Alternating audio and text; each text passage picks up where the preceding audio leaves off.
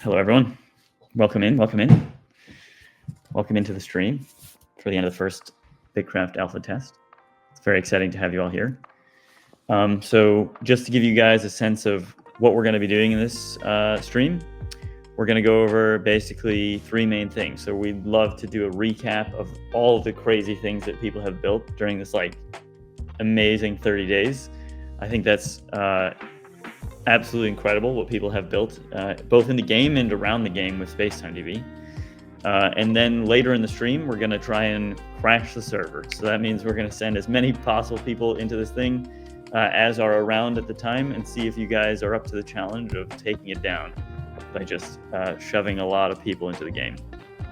And then at the end of the stream, we're also going to announce when the next alpha playtest is.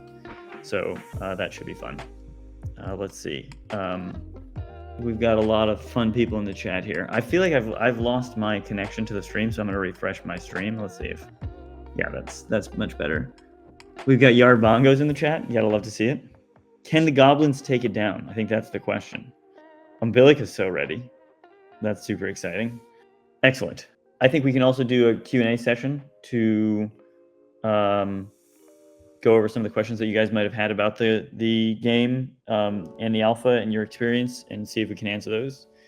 But maybe we can start also by having Carter reintroduce himself, and then we'll have Taylor also introduce himself as well. Oh, we've got no audio for Carter, I think, on stream. Am I crazy? I don't hear him. Yep. Okay, Taylor, why don't you introduce yourself while we're waiting for Carter to rejoin up? Perfect. Hi, everybody. I'm Taylor. I'm the community manager over on BitCraft. It's been fun meeting all of you in game. I'm actually sitting in game next to a bunch of people right now, so that's cool. And yeah, I'm glad to be here. Cool. Let's see if Carter is now back with us. Let's see. I gotta turn my stream audio on. Can you say something? Audio check, Carter. So if you guys knew how many audio checks we did before starting the stream, you would be smart. As soon as the stream went live, audio problems. It's classic. Murphy's Law in action right here. Yes, indeed. John, just because I know you can hear me, could you maybe join the stream? Would that possibly resolve these problems? I can, if you want. Do you want me to put my picture up? People can hear maybe. me and now. So sorry everyone for the audio issues. I'm working on it on our side. He's doing his very best. I'm trying to do the magic behind the scenes here. I think we got a really cool stream though, once we can get this working. I'm super excited to give you guys a tour around some of the stuff that people have built. Okay, Carter, do you want to try now? Perhaps not. Give a thumbs up. Test. Can you hear me? Oh my gosh. Somehow when I reposition my mic, I hit the manual mute. There we go. Classic. Okay. All right, we're here, friends. Carter, you want to introduce yourself? All right. Glad we figured that out. Thank you everyone for your patience. I'm Carter. I'm the game director on BitCraft, and I guess I'm not as tech savvy as I like to think. But yeah, super happy to be here and see everyone playing Alpha 1. He's better at game design than he is at getting microphones to work, so apparently. Don't worry. It's awesome to have you all here. I think if you guys have any questions, happy to answer them in chat for the next couple of minutes, and then we'll hop into game. We'll have Carter share his screen, and we'll take a tour around BitCraft. What do you guys think? Sure. Yeah. I mean, if anybody's got questions, if not, we can just pop right in. I'm sure you guys must have some burning, or even suggestions. I mean, we've got a huge amount of suggestions in the Discord. Bug reports. I really can't thank you enough for mentioning them all. We're going to go through all of them very meticulously and see how many we can fix as soon as possible. Let's give it a transition once you're ready, Carter. Sure. Yeah, I see one question here from from Mer Hardware. Said, what is the hardest thing in the game to design? I think there's actually one thing that I definitely would say sticks out on that, which is that in BitCraft, in contrast to a lot of other MMOs or sandbox games, we basically have to deal with a whole bunch of players with competing interests. And I think the challenge in an editable world is that one man's creation is another man's griefing. And so figuring out how you put the right incentives and design limitations on making it so that some stuff is easy to do, but other stuff is hard to do when someone could use that for a positive or negative way is one of the biggest design challenges of just how do you balance that? How do you make it so that doing something that you consider creative, someone else could use it for destructive means? And how do you make sure that that's limited, but your creation isn't limited in the same way is like a really big challenge. Also, just want to call out as well, just the game over screen. I've been following your stream for a while. Really appreciate the raid. It's awesome. Thank you for starting our Crash the Server party out with a nice group of people. Let's see. I got some questions here as well. So this is maybe a question for you, Carter. What are you planning for the new farming system? I know we've got a lot of there. Yeah, so we've had plans to improve the UX of farming, but also the gameplay of farming a lot. I think the biggest challenge right now is we have so much stuff we want to add to the game that some stuff, it's hard to tell how far back on the back burner some of the stuff is, or in the backlog, because there's some stuff that's essential to get to sooner than others. But I would say for the farming system, one thing that we always have wanted and will definitely change in the future is the UX of like having to go around to each little field tile one at a time and like open it and use the crafting UI to plant the things. That was never intended to stay. It was a prototype of like, hey, can we use the existing crafting systems to put something that looks like farming into the game? And so it's just stuck around thus far because we've had bigger fish to fry. But I think probably the big thing would be like with farming, I think actually harvesting your plants, feeling like an actual action that you're doing, that you're like physically going and like gathering the plants like you would in the gathering professions is something that's pretty important to us.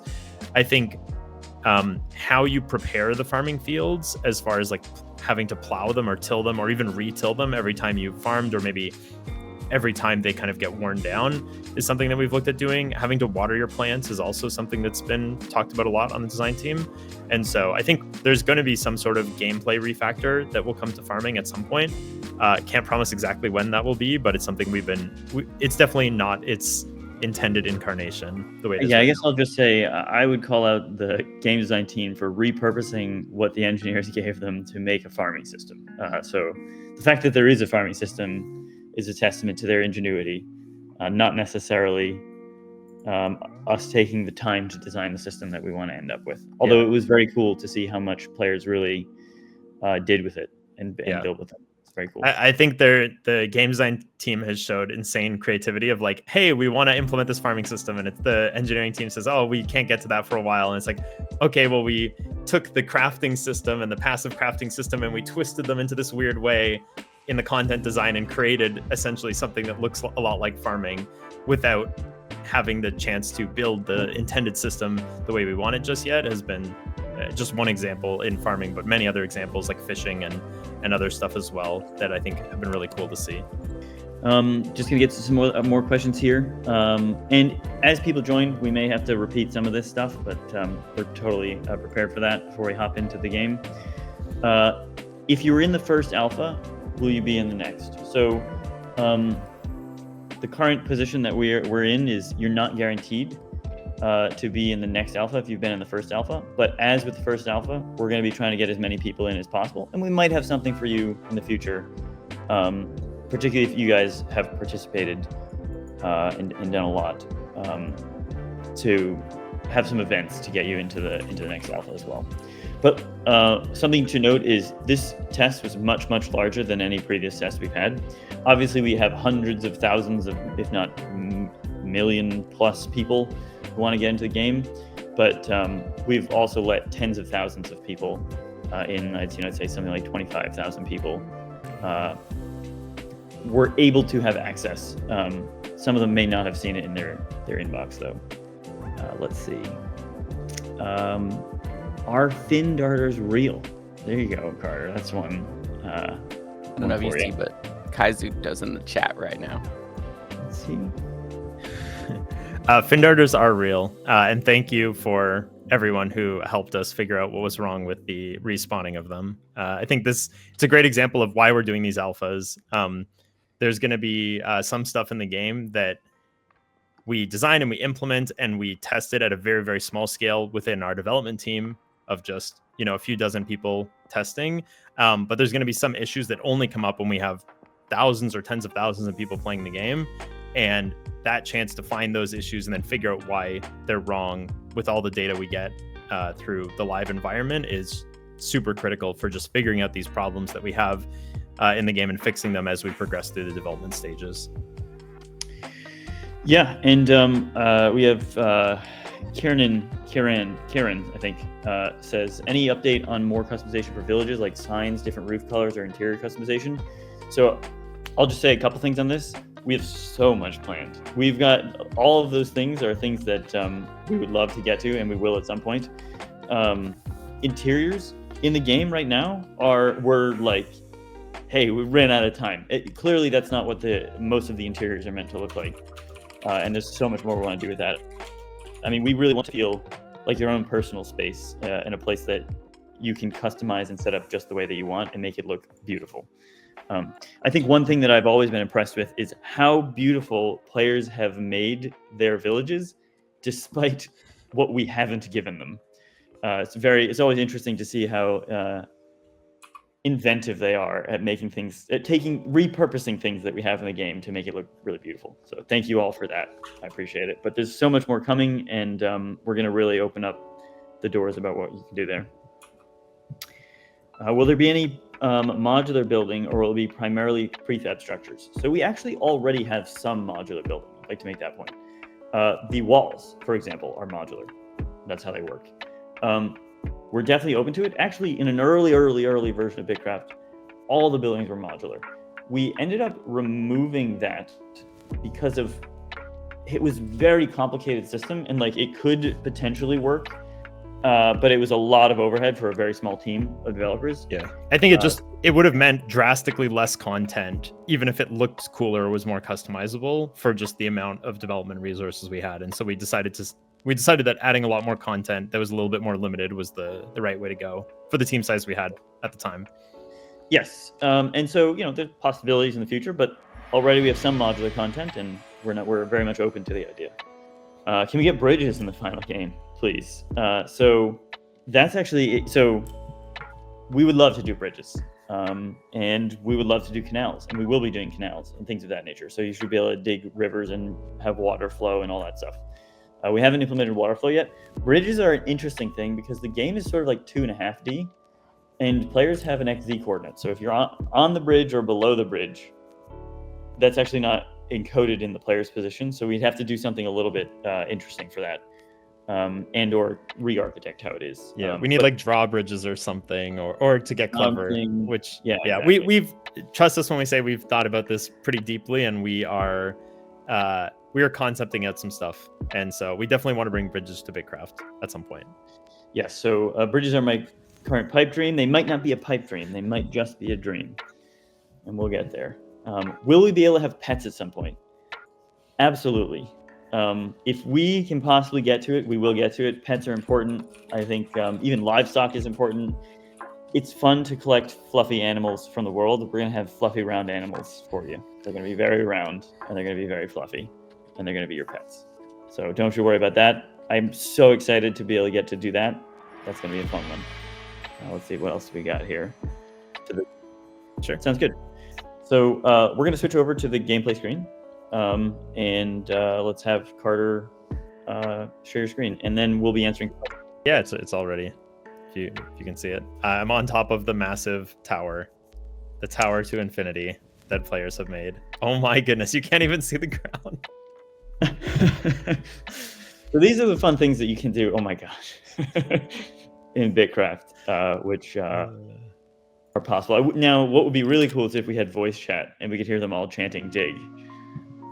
That would be really cool. I think local voice chat is something we'd really like to do. It's a moderation challenge for us right now because you don't obviously want to have people harassing other people in voice chat. But we'll see if we can figure out something there. Senkatsu asked, any plans on adding animal husbandry? And that's very similar to the pets thing. Absolutely, it's going in. We got to get there. Yeah. It's been in past pre-alphas that we've tested. It's just been a matter of finding the right spot of like, how does it intersect with the professions and skills in the game? How does it intersect with, hunting and other kind of thematically similar things? It's just, and do we have the assets to kind of put it in the game in a compelling way as far as like mounts or the animals themselves or animal pens? It's just a matter of like, once we get all that stuff figured out, it's definitely coming back. And are they going to be round and wonderful? Yes, they are. I think that'll be great. Do you plan on fistfighting Apple for their Mac client nonsense? That is an interesting question. We will be supporting Mac come hell or high water because I'm actually on a Mac right now. And I think I just talked with my co-founder as well about purchasing a Mac for him to develop on so that we can get all these problems resolved. So no fistfighting necessary. I don't know that I could take Tim Cook. He looks like he lifts, as far as I can tell. The game is super fun already. It has much more than expected, so good job. It has potential. Thank you so much, Kyria. That's appreciated. I think the reception to the game has been absolutely astounding, like way better than we thought it would be. It was very gratifying to see you all playing and really enjoying the game. Not just for a day, but like a month.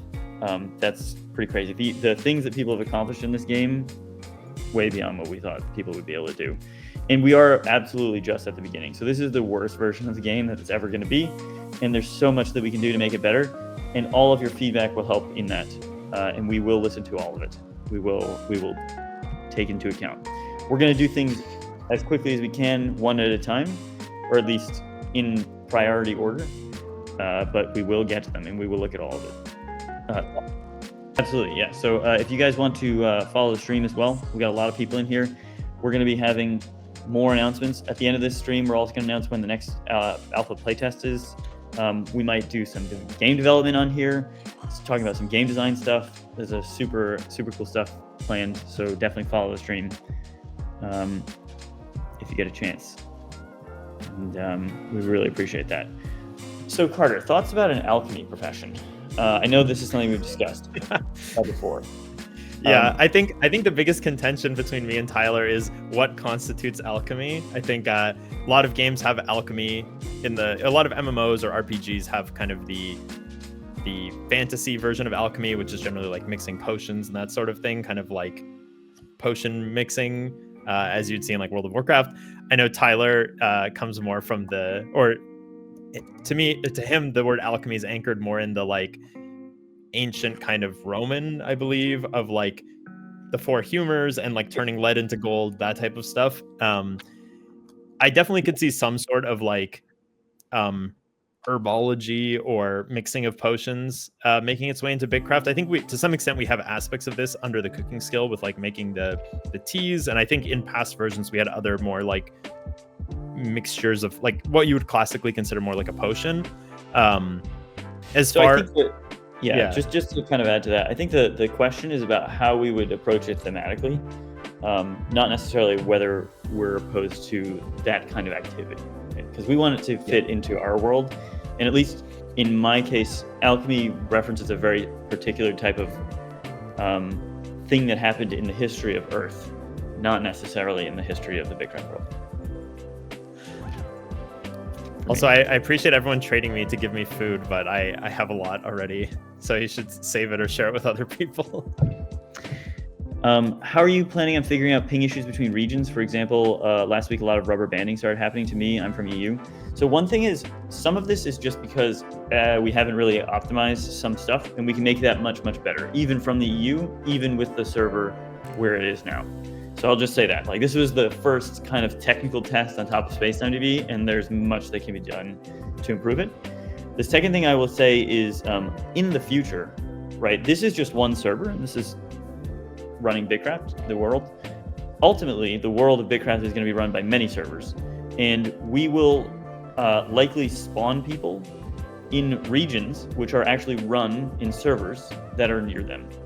So if you stay within that region, your ping's going to be low. Obviously, if you go to a region that's in a different server, your ping's going to be higher. But we're going to do our very best to bring that ping down from where it is now to essentially like the theoretical speed of light. And it turns out the ping from the EU to where a server is I think it's only like 80 milliseconds, which is not too bad. Yeah, I think there's more details we can get into beyond that of like things like client-side prediction or other things. I think there's also a lot of systems we design in the game to be, I would just say, like ping durable or tolerant. Like you should be able to play on 200 milliseconds of ping and not really have it impact your gameplay at all. The rubber banding is not necessarily related to, well, it is related to ping, but it's not. It's more related to fixing issue, like working through the scaling of our backend than it is where the server's located, I think is probably. That is what I'm saying. I suspect with what you're talking about. Any thoughts on how the chat can work in the future? Will there be direct messages among two people, friendless? I think absolutely. We just haven't gotten a chance to get to all that stuff. The one thing that's very cool is that SpaceTimeDB and the permissions model, and we'll talk a little bit about this later, really allow us to do very complex things there very easily with a small team. And I think we absolutely plan on doing some fun things there. What will happen with stockpiles, Carter? Will they be reworked? Stockpiles. I guess I'd be curious to know more of what you mean by that. I think the UX of stockpiles is potentially going to be improved. I mean, I think we've gotten a handful of, but there's some things that we just weren't able to get to before Alpha 1 that we have already planned. And there's feedback that we got from players during Alpha 1 that I think could make the user experience of them better. I think there's aspects of stockpiles, like what I would call typed stockpiles. So stockpiles that only take a specific, either like a tag of items. So maybe like a stockpile, like a lumberyard that can only hold trunks. But also maybe ones that only take a specific type of cargo ID, like a specific cargo item. As for reworking them, I guess I'd be curious more of what that's asking. Like if there's a specific rework that people would like to see. I haven't personally heard any. With respect to the UX, one kind of cool thing that we can also do is we can actually add UX improvements to higher level stuff. So that part of the motivation to getting like better buildings and gear and stuff is that it just becomes easier to use and you can do more with it faster. And that's kind of reflective of how civilization works in the real world, right? You start with sort of a simple thing and it works for now, and then it gets frustrating and you get a better thing, and that's kind of fun. Yeah, I see a handful of stuff in here so that people are pasting now that I asked this question. So can we please have the option to have inventory having inventory ships in addition to cargo ships? 100%. This is planned. We already have this UI in the barter stall. This will come to vehicles. It just we didn't have all the right engineering in place to like hook that UI up to all the things like vehicles that aren't buildings. It's definitely coming in the future. Can we have a way to dump vehicle cargo like carts into stockpiles? Definitely. This is something we've talked about internally even before Alpha 1, and it's something we want to do. This is, I think, how exactly the UX of that is implemented, because, for example, like one thing that we want to add to the game that we haven't gotten to yet, but I'm hoping we'll be able to do soon, is the ability to like transfer all items of essentially the same item ID. So if I have a storage chest here on the left-hand side of my screen and I have my inventory, I could hold like shift while I drag this item, and it wouldn't just move this one, it would move the entire set of all the items that are the same. And you could imagine the same thing with cargo. So if you bring your cart to a stockpile, you could say, hey, I want to dump everything, but also maybe you just want to dump everything that's this ID, but you want to keep one stack of something else because you want to put that in a different stockpile. We want to have the ability to do that easily as well. I think there was one more thing that someone asked here. Will we be able to put small items in carts as well? I think that's kind of covered by what I said before. More space. I assumed it was a bug. Assumed the bug showed that we need higher capacities. I think having probably just balancing how much depth each cargo slot has across the board is something we're going to do after seeing how everyone played Alpha 1. I think vehicles were always intended to have stacking cargo. I know currently they don't technically support it. I know there was some weird ways to get into that state, but it was always intended, and so that's definitely coming in the next Alpha, I would say. So the TLDR, I suppose, to the question is, will they be reworked? Yes, it's all going to be balanced.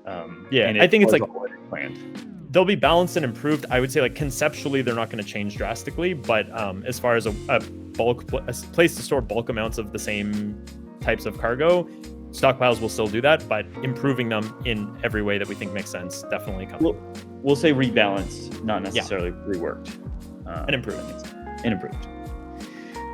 So we're going to crash the server for sure. Don't worry. All right. Well, challenge accepted. Let's see if you can take it down. We actually don't know where the ceiling is now because we fixed. If you were around during the beginning of the alpha, you probably know we ran into some technical difficulties early on, but we recovered through those. And this was the first test on actual space-time DB. All previous tests had been done on what I affectionately refer to sometimes as jank time DB, which is the first version of space-time DB that BitCraft was built on. And this was the first actual test of it. So it was as much a technical test as it was a gameplay test. And things went much more smoothly than they could have otherwise gone. But thank you all for your patience in that. And I think there's going to be a lot more that we are able to scale to in the future. Sorry if this has been answered before. Are there plans to include mounts, pets, or farm animals? Absolutely. Super excited to do that. They're going to be round. They're going to be fluffy. They're going to be wonderful. Maybe we'll have ferrets. Yeah, another comment I saw in here was someone asking if there, Alarian was asking if there will be group or team chats, like having a chat window for those who are members of the same claim. Definitely, we're gonna, I think Tyler mentioned this a bit already, but like private DM messages to other players, like whispers in game, like guild or clan chats, claim chats, empire chats. Being able to, right now in the game, the chat works on like a tab system. So you have like local chat, global chat, system chat. We want to make this like tab 1, tab 2, tab 3, and then you can choose which one's here. So you can get a mixture of local chat, global chat, system chat in the same kind of panel. And they would be color coded or something like that to be able to see like which ones are system messages, which is pretty standard in basically every MMO. Yeah, and there's a lot planned, and I think beyond that, this is a big part of our game, is being able to communicate with other players. I would love to do local voice chat. It's a moderation question, so we'll have to see how that goes there. RPeggy asks, when is full release? So this is a good question. The way I would think about it for BitCraft is we're going to release it when it's ready, but realistically, we're just going to be increasing amounts of released over time until we decide like, yep, this is the version that we want to call, it's something that we're really proud of and we want to ship. But you will absolutely have a chance to participate before that full release as well. Currently, there's a lot of traveling required, especially if you plan to play with friends at the start. Will there be anything to teleport to a friend, even if it's just a start once? Yes. So that's just a thing that we only ran into in this playtest because it was a larger world than usual. And absolutely, I think we probably will give people a one-time teleport at the beginning to be able to teleport over to a friend. Yeah. I think there's some other things we want to think about in terms of traveling within the game to make sure that the balance of traveling is right. So one thing that I want to highlight from a game design perspective is that we want the world to feel big and that the logistics of the game are very important. So moving resources from place to place, the fact that maybe one type of ore is only available in one area and people can build a town and an economy around that is important. So that's really important for trade. One thing I will say is we did not see, I think, as much trade in this playtest as we would like to have. And we have some ideas about why that is. And we've kind of done some investigation into that. And I think there's a lot of improvements we can make in terms of that.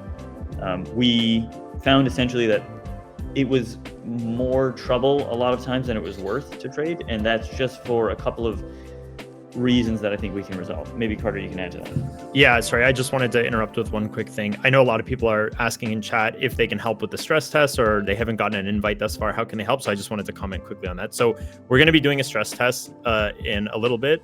And the goal will be to let anybody in who wants to download the game and connect, even if you've not received a game key. So we're going to be giving out what we call the skeleton game key. So it's a game key that will let anybody in infinitely.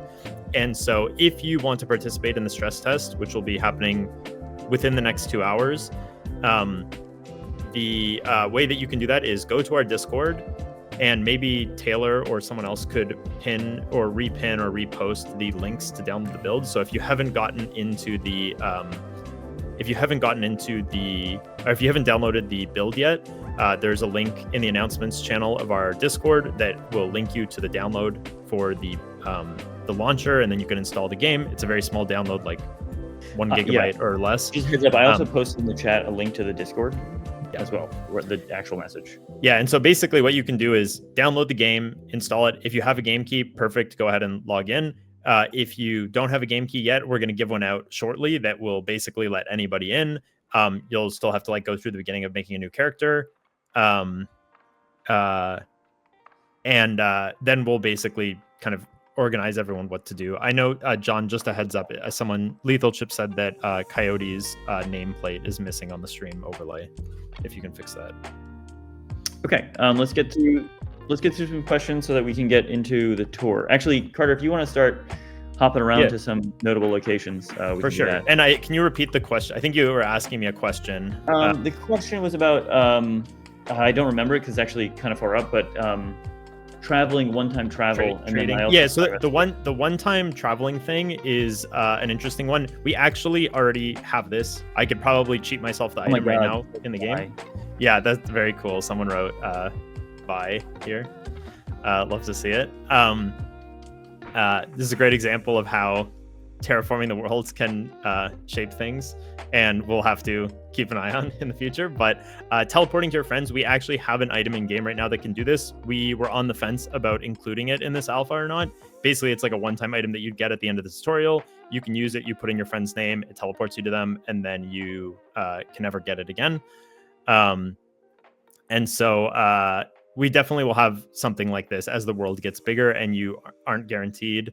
We've talked about some sort of like spawning in a tutorial zone that's not in the main world and then having a way to leave that zone to your friend, like to teleport to your friend or to teleport to an existing city. I think this will be something that we'll figure out over the next few alphas. What is the best way to deliver kind of like the new player experience into the world of BitCraft?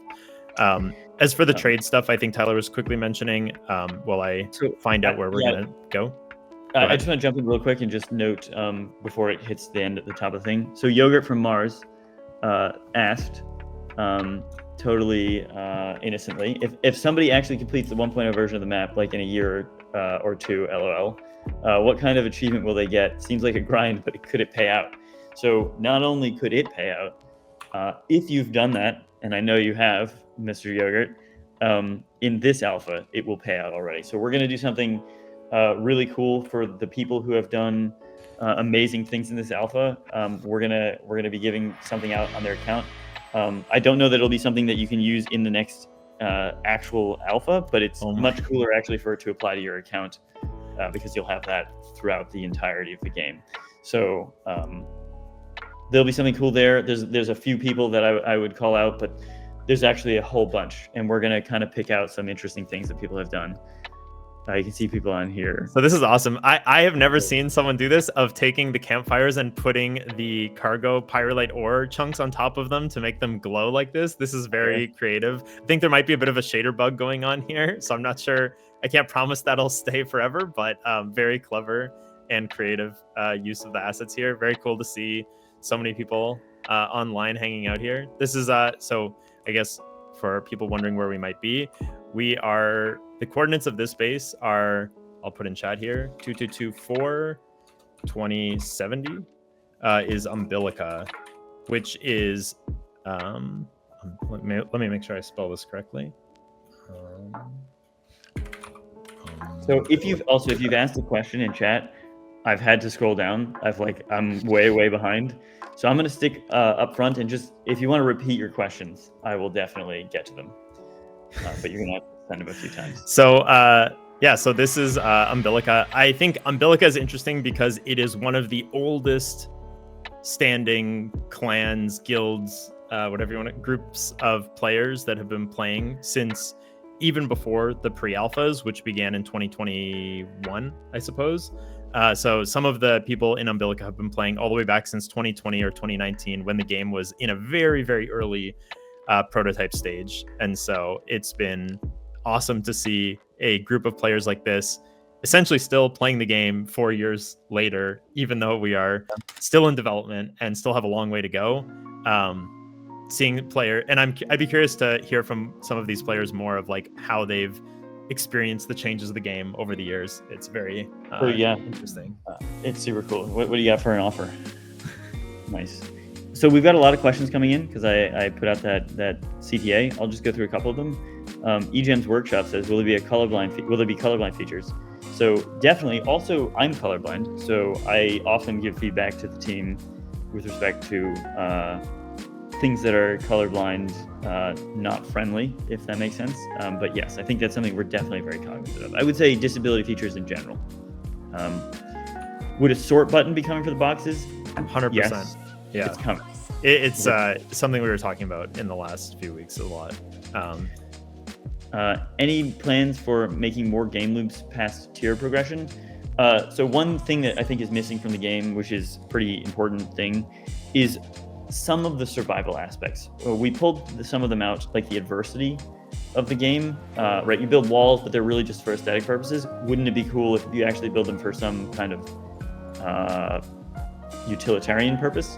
And I think there's going to be a lot of cool things on that front. So a little bit more in the way of combat, but to the point too of like the game design at the core of the game design, it's like the tier progression is the absolute like central beam of the game's progression, but the intent has always been to have many pillars that exist horizontally to the tier progression. So you could think of this as progressing through unlocking all the cosmetics and outfits and stuff in the game. Another one could be like progressing to unlock like different vehicles. Another one could be like building your reputations with the various travelers in the game. Yeah, travelers, unlocking, trying to become the most like wealthy player. You know, just bartering, buying, selling, flipping stuff on the various markets to earn a lot of money. This is all kind of basically. Don't forget about the lore as well, because the lore is something that we don't want to necessarily release it all in the alphas. But that will be, I think, an interesting and big part of the game as well, as you discover what's in this world. Totally. What if you have more than one group of friends? So this kind of relates to another question that somebody else asked. I saw. Can it be like Ark, where you drop all inventory when you teleport? So it's slightly different. But somebody else asked, what about empires? What about being in multiple groups at the same time? Empires. Just a little bit of spoiler. Empires are the highest priority thing that we're working on right now. So, stay tuned for the next alpha, I guess is what I would say. So, any plans on map sharing for claims empires as well is another question that we got. And that would be super cool. I don't know that we have any plans for it exactly, but it is definitely something that we would consider. So I don't want to commit to it, but it's cool. Yeah, it's something we've talked about a lot in the past. For a while, cartography and exploration was a profession, and then it, moved in and out of just how it made sense in the context of the game. The main thing right now is I think there's an innate desire in every player to want to explore, and I think we want to find the right way that we're not saying, hey, this is a profession you need to specialize in, and we're not robbing players of kind of the joy and accomplishment of discovering and uncovering large sections of the map. But we also think like there's something really cool about exploring and then sharing that with other players. So I think we're going to try and find a happy medium of how to include something like that, if it makes sense. Will you be looking at accessibility features? Absolutely. Actually, there were two questions with respect to that. So absolutely, that's a thing that we are going to be looking at. Will there be auto ship navigation? So this is an interesting question. I think we're definitely going to look into that. That was not something that came up so much until we did some really long tests, and then it's like, okay, it would be great to move here. I think certainly what we will be doing is having wind be a factor. That'll be a really cool part of setting up your trade routes, as the winds may shift and you might go through a place of strong winds. Yeah, I think auto pathing in general is something I think something we've thought about and talked about a lot along the development of BitCraft. I think the things that I can say on that is we think there's something a lot more interesting that we can add to BitCraft than just an auto run hotkey that just runs you in a direction. I think having player built paths or roads that are able to be followed or potentially even teleported along for a reasonable price or cost in the game. And then having something similar for boats of putting down buoys along a route to mark something that can be auto followed along. Things like this are kind of in the vein of what we're exploring. Absolutely. I mean, of course, keeping the trade and the economy going is important. So distance will always matter. Yeah. But it's also should matter that you've built a road to connect two cities. Like that should be a meaningful difference. One thing we pulled out in this playtest, not for any good reason, but just sort of a technical reason, is that roads should make you go faster, right? So currently they don't, but so there's not really a benefit to building them. There's just sort of an aesthetic purpose. But in the future, they will be easier for you to travel along. Yeah, I see Storm's Blade 42 said copy Haven and Hearth roads. Definitely something that we've looked at very closely. So yeah, I don't know if we want to copy it exactly. I think there's aspects of that system that we think could be changed to fit better in BitCraft and be more understandable or accessible to players. But I think there's definitely interesting aspects of how that you can think it's a great example of player-made roads that have a balanced functional use in the game. Arita asked, will there be some sort of message board within Acclaim so members can leave little notes to each other, sort of like a task list? I think that would be super cool. I talked to a few people that wanted that. We can certainly put that up there to kind of allow people to communicate asynchronously. I think there's a lot more we want to do in terms of that communication. I can say it's 100% on the list. I potentially high up on that list. I can't commit, but yes, we also want to. We've wanted for a very long time to put like Cairn stones where you can leave a message for even not necessarily your Acclaim, but other players in the world. That could be kind of fun too. Yeah, think of like a signpost in Minecraft kind of thing. Exactly, but sort of more thematic. Yes. Are you planning on adding a download limiter to the launcher? I'm not sure what you mean by that question, so you might want to clarify that. Any plans for a weather system? You talked about a wind feature for sailing in the ocean, but what about heavy storms that increase the wind or a hurricane that makes sailing difficult? Wouldn't that be cool? Yes, let's just say we would love to do that. I think we'll have to see where that falls into the priority list. Let's see what else we got here. Seasons. So just also a reminder to anybody who's not following the stream, if you want to drop us a follow, we're going to be doing a lot more content like this in the future. This is the stream where we're going over what's happened in this past playtest, and I think you'll find some of the stuff really, really cool. And in the future, obviously, there's going to be another playtest. We're going to announce when that's happening at the end of the stream, and we're also going to try and crash the server if we can on this stream, so that'll be fun. Download. You can click the download link. It's a pinned message in the Twitch chat, and you can download the game, and then we're going to be giving out a key that will get everybody in that wants to get in. Let's see. So seasons and weather. So seasons are trickier than weather, I will tell you. Weather would be really cool. I think we would probably start with weather, and then we'd see about seasons. Who built their trees inside this house? That's not supposed the to be trees allowed. inside the house. The house trees are very, very cool looking. Like, is it a bug? Is it a feature? Unclear, but it's cool. I love this tailoring and leatherworking building here. Very cool. I need thunderstorms. Give me thunderstorms. Those would be so cool. Especially part of the game is taking a wilderness and making it feel cozy and warm and good. And like having a storm roll through and you spend time like inside where maybe your stamina goes down or something would be very cool. If you're outside, I mean. Would you do like a trade wind cycle with your weather? Would you do like a trade wind cycle with your weather? I think they mean like the winds changing with the. Yes. I know there's a game called Trade Winds. Yeah, that would be cool. That'd be very, very cool. I mean, I think you'd want to time it so that you can maybe there's even a forecasting system and you can figure out at this time it's going to be windier, so I'll do that. That might be cool. Will the sun and moon ever exist separately and circle around the world instead of just reappearing in the same place? I don't know what you're talking about. Yeah, I don't know what you're talking about. Maybe that's just your imagination. Yeah, I think we have lots of stuff cooking on the atmospherics, the lighting, the skybox. I think there's a lot that we want to do there. Will houses be different in the future? Mainly asking since in a house feels lonely. So absolutely, the houses it's all basically engineering art inside the houses. They're gonna look so nice. They're gonna look as nice as the outside. They're gonna look better. The outside's gonna look better. It's all gonna be much, much more cozy in general. So don't you worry about that. We're working on that. We just wanted to include it, even though it wasn't finished in this alpha. Yeah, I think to the note of them feeling lonely as well. I think a big thing is right now, I think going in and out of the houses it looks like everyone wants me to go in this house. I'll go in and check it out. I believe right now, because of the loading screen and the way we cache oh my goodness. I'm sorry, this is very distracting. So my stream is like super behind, so I actually I don't know. This is quite the interior of this house, I have to say.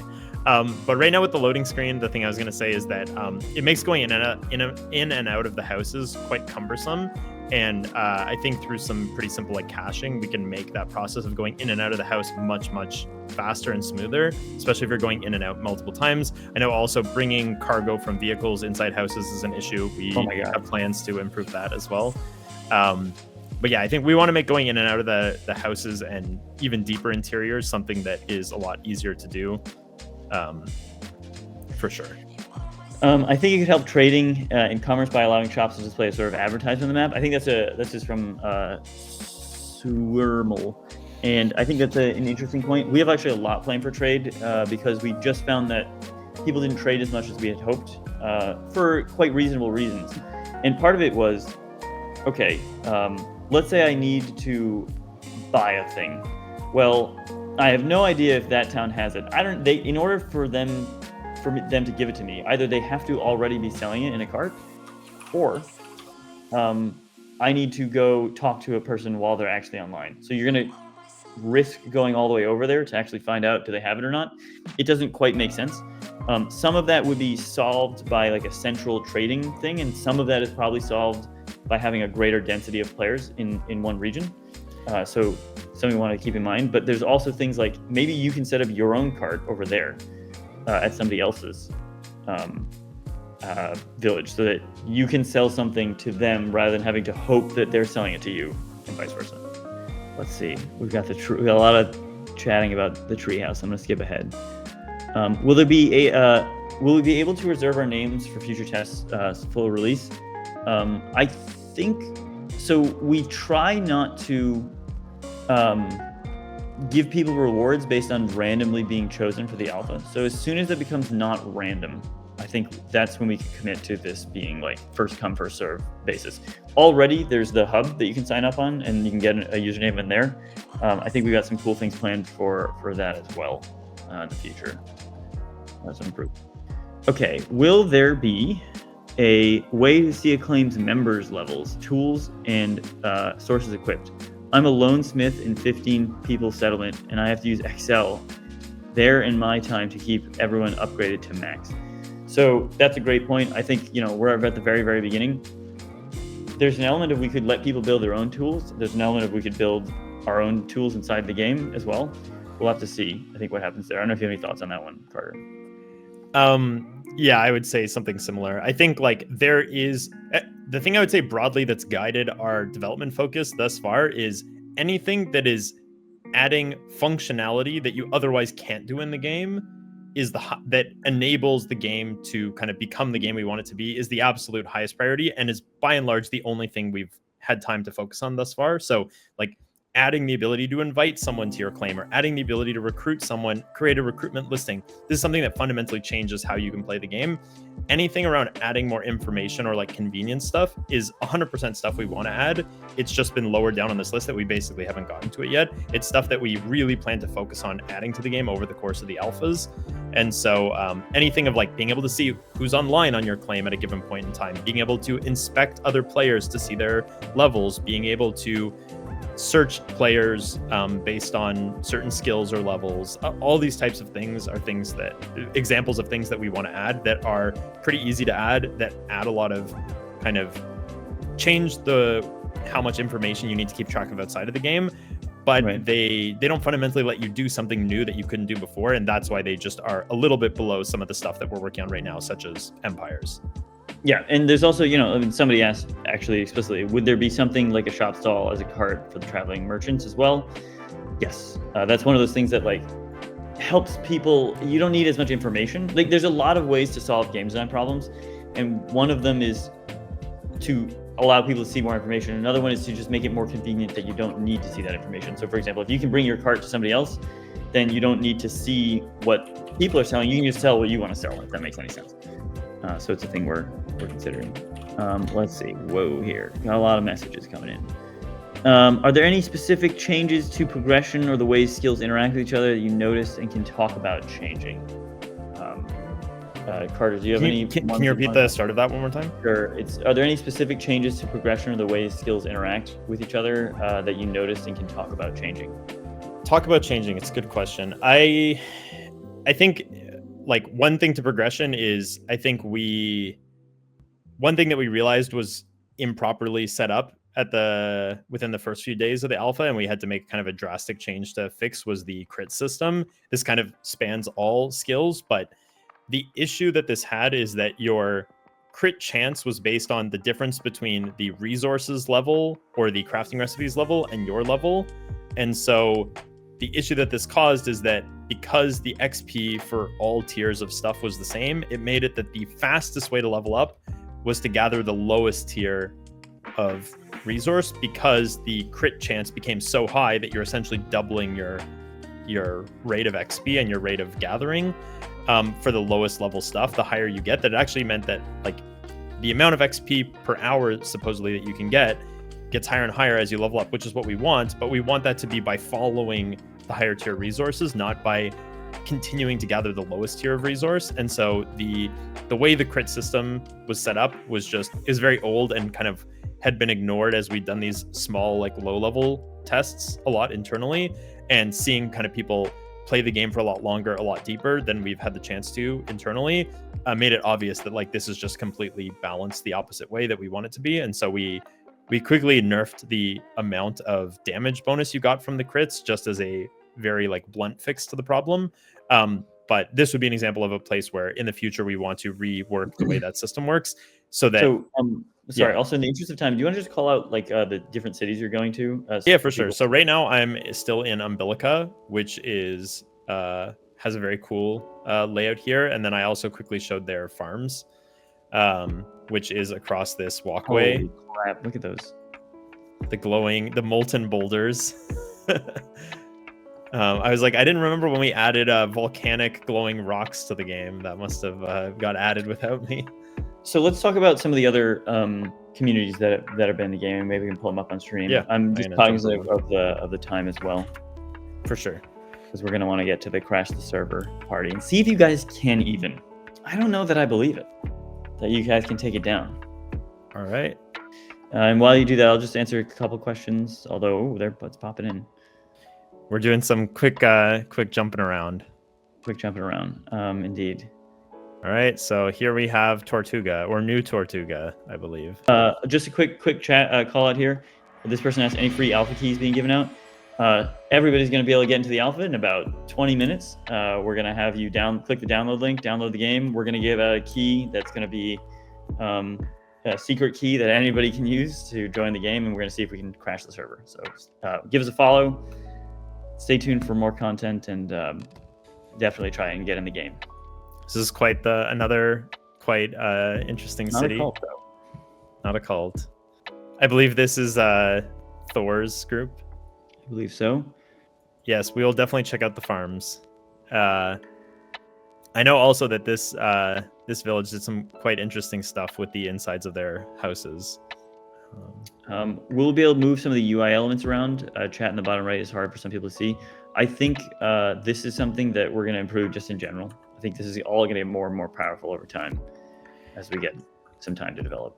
Yeah, it's something I've talked a lot with the UI UX team about. I think basically what you get in your typical other MMOs long term, of like being able to customize the UI elements, being able to anchor them different places, resize different elements, extend or kind of shrink different elements, all that type of stuff we want to add to BitCraft. It's just a matter of doing it when we have the time for it. Here's a cool question as well. Swirmal says, does late game development have any plans for adding leaderboards akin to what BitCraftDB.com has done? So this is an interesting one. Maybe we can pull that up, Carter, if you could on your thing. I can do that. As we visited Tortuga.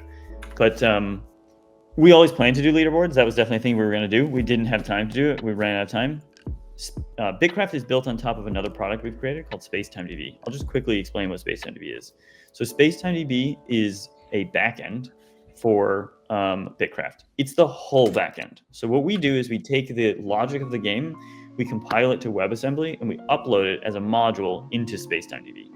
And then users connect directly to SpacetimeDB. So that gives all the users a very clear API of how to interact with the game. And it also is really good for performance reasons and a bunch of other reasons as well, including making it much simpler for the development team to do deploys and various other things. So because Space IMDb is so easy to use, and we decided in this alpha to have all of the data within the game, so all of the data that didn't need to be kept private, we decided to have it public and offer it. A lot of people built really cool tools on top of Space IMDb to actually see what was happening in the game, which was very cool. In the future, just to clarify, we're probably going to restrict what people can see a little bit more, but we want to keep an open mind as to the cool things that people can build outside of the game. That's like kind of a big part of BitCraft. This particular website called BitCraft EV was developed by one of our mods, Michael, who made this crazy thing in like 2 days and has become like the de facto standard for how people are measuring. Even we use it internally to see how things are going in the game because we just didn't build something like this. So super cool. Thank you, Michael, for this.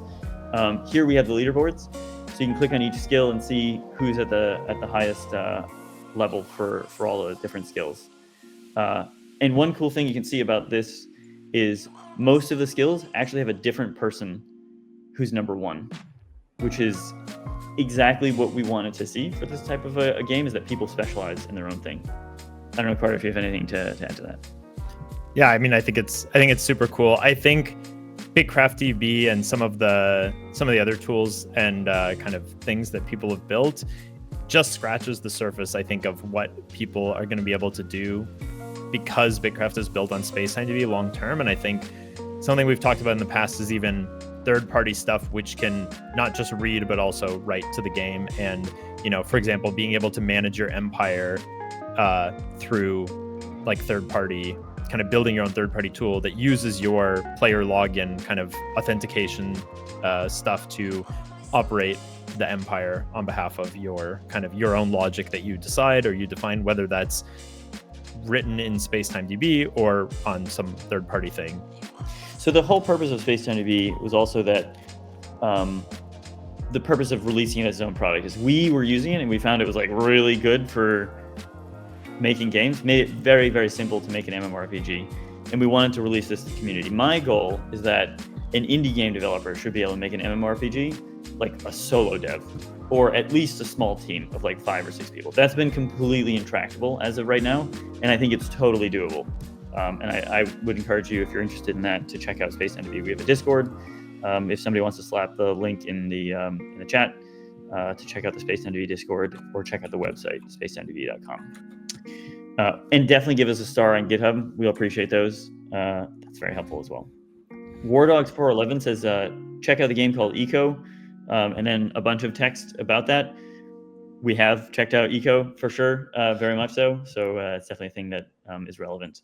We didn't actually realize how relevant it was when we first started developing the game. I think I first played Eco with John, who is another employee of Clockwork Labs. Before he joined Clockwork Labs, I first played Eco with him after we'd started working on BitCraft. And then I quickly realized, whoa, this game has a lot of relevant stuff going on that is very kind of powerful reference for what we're building with BitCraft. I think there's a lot of directions they go with that game that are maybe different from the way that I think it makes sense for us to go with BitCraft.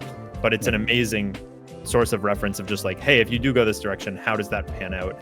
What are the things that work really well about the decisions they made, and what are the things that are kind of challenges, or what are the things that work well at the scale of Eco, but when you scale it up to a 10,000 or 100,000 person game world, these things would completely unravel. It's a great kind of thought experiment for us to use. For sure, absolutely. I'd also just to go back to some of the stuff that people have done in the game, I'll call out like Kaizuto here for the 31 million experience, almost 32 million, and getting to level 95. We actually didn't think that was possible. I think they did a very clever job of using the different skills to do it as efficiently as possible, and I commend them for that. But very cool. I think there's definitely some other people I would call out. So I would also call out there's a lot of them, but like Mr. Yogurt, for having explored the entire thing, as I mentioned, we're going to do some fun stuff for people. I would say Alagos also. I think Alagos was the first to get to 100% exploration, which was super exciting. We had some other people build some really cool tools outside. Obviously, Michael. We had people collecting their map pieces and gathering them outside. So basically sort of a cartography thing, but outside of the game.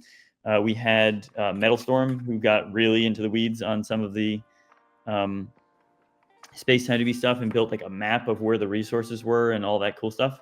Obviously, some of that may or may not be public information in the future, depending on how we want to balance the game. But really, really cool to see people doing that. The stuff, it's really cool when the development team starts like looking at it and using it as an actual tool internally. Like that's when it's been very cool. There have been all of Tortuga has done an amazing job. I watched also the Isles of Commerce. I've seen quite a few people streaming from them. Umbilica, of course. Are there any other places you want to call out?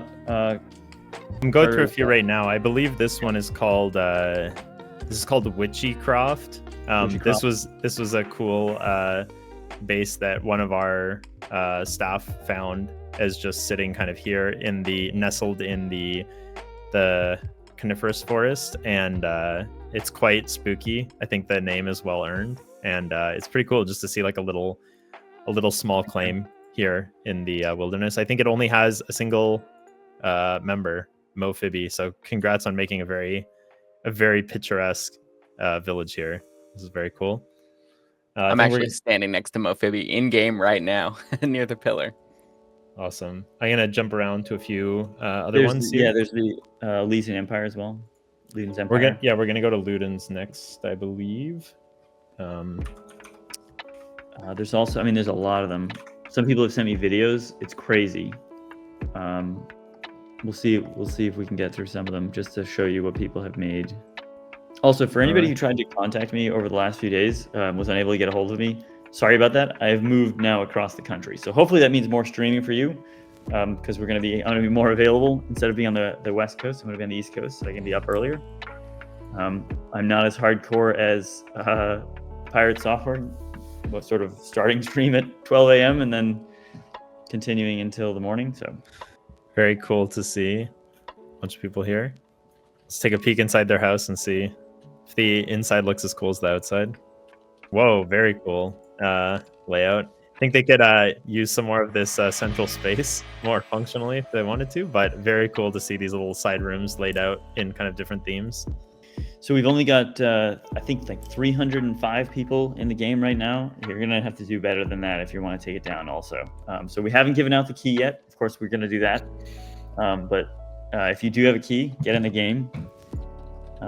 Is there a specific date for the stress test? You bet there is. It's right now. It's going to be in like 20 minutes. Yeah. Cool. Let's jump around a little bit more. Can the goblins take it down? I wonder. There's also the crows. There's a huge. One of the most gratifying things about making this game is seeing the huge number of communities show up and make like real friends within their own discords before the game was even out, and then seeing them actually be able to build something in the game was very cool. This is a very cool base layout. Big hexagon made up of little hexagons. We actually saw a base design like this in one of the pre-alphas where people used each quadrant or region of the large hexagon for like different skills, and it looks like that's what they've done again here, which is very cool. Like leatherworking and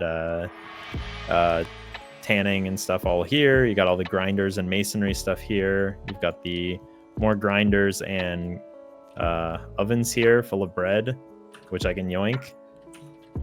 I'll give a bread review. Yeah, it's pretty tasty. We can head on to the next place. So we're definitely going to be also doing game design streams as well, if you want to drop us a follow. I think it'll be really cool to see as the game progresses. This is the first and worst version of the game that we've made publicly available. And it's just going to be uphill from here for sure. Feel like I might have been misled on these coordinates. Right, Virtual Chaos asks, how do I get in? I downloaded. I'm sitting in the main menu. There are 3 options. So you're gonna get a game key. You know what? Why don't we drop that game key? What do you think, Carter? Yeah, I think so. I mean, we let me see here. I believe the CCU limit is still in place, and so I can. Okay. Well, that's fine. We can at least we can get a bunch of people in, and then we can. We'll get them in queue. So yeah, we'll get everyone in queue. We'll throw it out there. So the answer to your question is, between those 3 options, you want to choose I have a game key, and we're about to drop like a master game key in the chat, and you'll be able to get in, and that'll get you into the alpha no matter what. Let me know if you want me to throw it out there. Drop it. We'll start getting people in there, and we'll see. So check this out. In chat, BitCraft the alpha. Use that as the game key, and you will get into the game. You were signed out of the server. I think they're joking. Okay. I was like, no. I hope we haven't started the party yet. Can you send Thor the information about the crash party through Discord? He will put out an announcement. I believe we already talked to Kronos. We had a DM where we were talking with Thor, so he is aware of it. I don't know if he has the information about it. I'm not sure what we would give him. We've theoretically already passed on, I think, all the information that is usable. Crash the alpha. Use that as the game key. Get in there. We can actually look at the numbers right here. See things going up. I actually don't believe you guys can do it, for what it's worth. Unless basically Thor raids us, and then maybe you can, but we'll see. Yeah, I think we with some of the fixes we made, things are. My email is really. We're getting my email is now whitelisted. Maybe Alessandro can address that. And we have him on the line. I'll get him on the horn.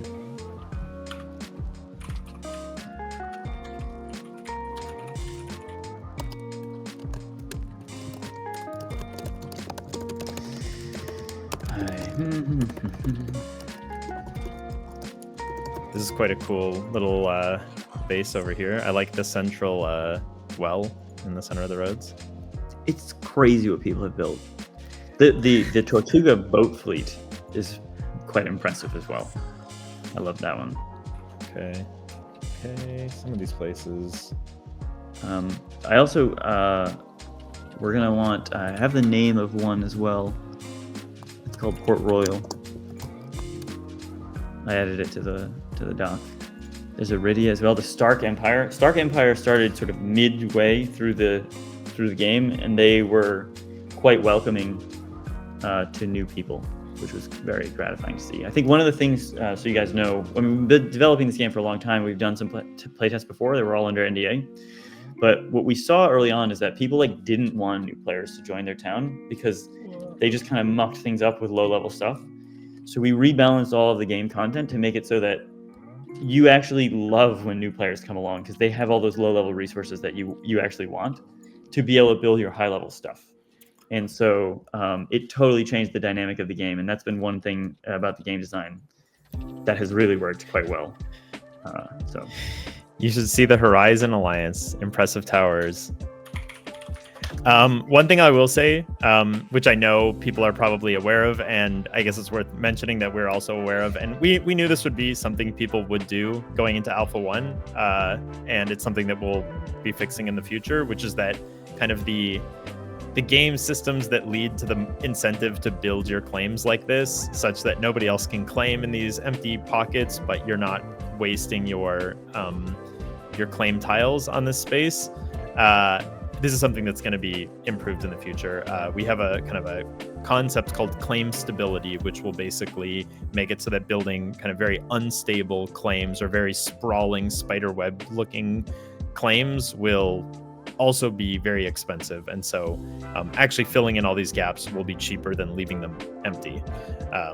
So, players will have to choose a little bit of how they want to build their claims. I think at the same time, though, seeing that how much players want to claim to kind of have a comfortable amount of space and how many tiles that requires them to use has been useful for us to kind of hopefully balance the cost of these tiles in the next iteration of how many tiles you unlock with each upgrade and how many decay rate for how many tiles you have as well. I've actually seen a lot of questions relating to balance, like, oh, are we like this recipe is bad? Actually, I saw one from Kyria further up that I didn't get the chance to read about. I think it was the cooking skill, and I would say for these balance questions, we're absolutely going to take a look at everything, and we're going to make sure that we rebalance all the content. A lot of this was let's get it out the door and let's see what happens. So let's test. That's why we do these alphas. And I think you'll see between the first one and the second and the third, a huge improvement in some of the content balancing as well, including what Carter just talked about. Claim question. I'm a member of a friend's claim as well as my own. I added his after mine. Whenever I press L, it brings up his claim instead of my own claim. Also, these kinds of UX bugs and so forth, we're gonna fix those. This is a lot of this we've gotten feedback over, and we're gonna look at every piece of feedback and we're gonna fix as much as possible. Yeah, so hopefully you'll see a lot of these problems fixed. Definitely. This is a cool base where they terraform these pillars around the perimeter and put trees on them. Oh yeah, that's a very fun one. Very, very cool. Looks like they maybe want me to check out this. That one. I can't go inside. Sabian, I can't come inside your house unless you invite me to the claim. So Carter, I'm gonna have to jump in here just because I have a meeting scheduled for right now that I'm gonna have to go to. Cool. But then I'll be back. So if you want to set everybody up with getting them in the queue. Well, so I think we're having an issue right now with the login server. So maybe as soon as you jump off of stream, if you could ping Alessandro and see if we can get that resolved. Cool. And I'll be back in about 20 minutes. So Carter, if you want to take the stream over and you want to just show people around and answer some people's questions, I think it'd be really cool to show some of the stuff that people have built. Definitely. Yeah, we'll keep jumping around and we'll wait to hear about the thing. The thing I can promise everyone in chat is we're not going to take the game down until we have a chance to do the stress test. And we're not going to be able to do that until we get everyone in. So we're going to figure this out before the chance is over. So don't worry. And Taylor's very quiet is a comment we got here. So Taylor, if you want to add something, or you want to read some of the questions and give some comments, you can play the game as well. Yeah, absolutely. All right. I want to peace out. It's tough with the stream with 3 people because there's just a lot going on. So we try to keep it sort of hosted by one person. All right, I got to peace out. I'll be right back. Stay tuned. Awesome. We're going to crash this server if we can, if you can. I also sent the key directly to Cronus as well. All right, what do we have here? This is, I believe, the Crow Empire, or at least one of their many outposts. This is a very cool layout. I like the perimeter walls. The Crows have been around for a long time as well. Yeah, they've been around since before me. Okay, so some people are saying they were getting the email whitelist error, but then they just got in. So try again if you can. Yeah, I would say if that's the case, we tested this earlier today, and it seemed to be working. So yeah, give it a shot again. If you're getting the whitelist error, maybe close and reopen the app. Try the key again. Yeah, it's working now. People are saying login server died 503. All right, I'll take a look. Just give me 1 second here. 503. Okay, let's see. Let's see. People are saying they're in, or it's working, and then 503 error. Yeah, lots of people 503. It's possible that we overloaded the login server. We can definitely. I assume someone on the back end is going to be looking into this. So we'll hopefully have someone take a look into that. Yeah, we're crashing something. Someone while you're up says that's probably the case. I saw one question that someone posted actually in game here is was something along the lines of, will we be changing the clothing? I believe was what was asked. Oh yeah, quick question: are the clothes getting reworked? So some points on this. So the clothing is something we have a lot of plans for and actually a lot of assets for, but we're kind of limited by our tooling for how much we get in and hooked up in the game. And it's something that we're completely actually redoing the tooling right now to make it so that this is something we aren't so handcuffed by for adding stuff into the game in the future. What I can say is the skill-based clothing, like the clothes you get from the achievements, are kind of the most recent assets that were added to the game, and they were definitely the forefront of what we wanted to kind of show off in this game because they were the most up-to-date versions. And what that meant is basically that we made those accessible earlier than they probably will be later. So for example, I think down the line these the outfit that you get around level 20 right now will probably be closer to like level 40.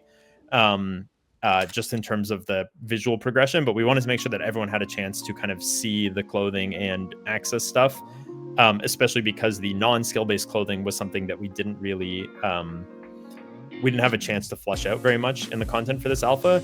But basically there's going to be the vast majority of all the outfits will be obtainable through crafting and kind of interacting with the twins or other travelers, and only a small subset is going to be kind of through the skilling achievements. So there's going to be a lot more clothes coming to the game. There already is a lot of assets we've made, we just haven't gotten them hooked up. And so I think many of the assets that are not part of the skilling outfits, like basically just the non-skilling outfits, these are many of these are assets that we made a year or 2 years plus ago, and we're kind of in the process of redoing and updating those. And so basically there's going to be visual updates coming to a lot of those, lots of recolors coming to the game. I think people have asked about dyeing systems and stuff like that, more skirts and dresses. There's definitely going to be recolors. I think figuring out how those, whether dyes are like items or things that have to be done, or you just get them as like different versions of the same clothes. Someone asked an interesting question that has been a long question, of a long point of discussion, I guess, in the development of BitCraft, which is, are tailors going to make the clothing? This is something that we originally had in the game. In the very first pre-alphas, clothing was functional, and so what is currently the power sources and the clothing was basically one and the same. We made the decision at some point in pre-alpha to move away from the clothing being functional and move to it being purely cosmetic.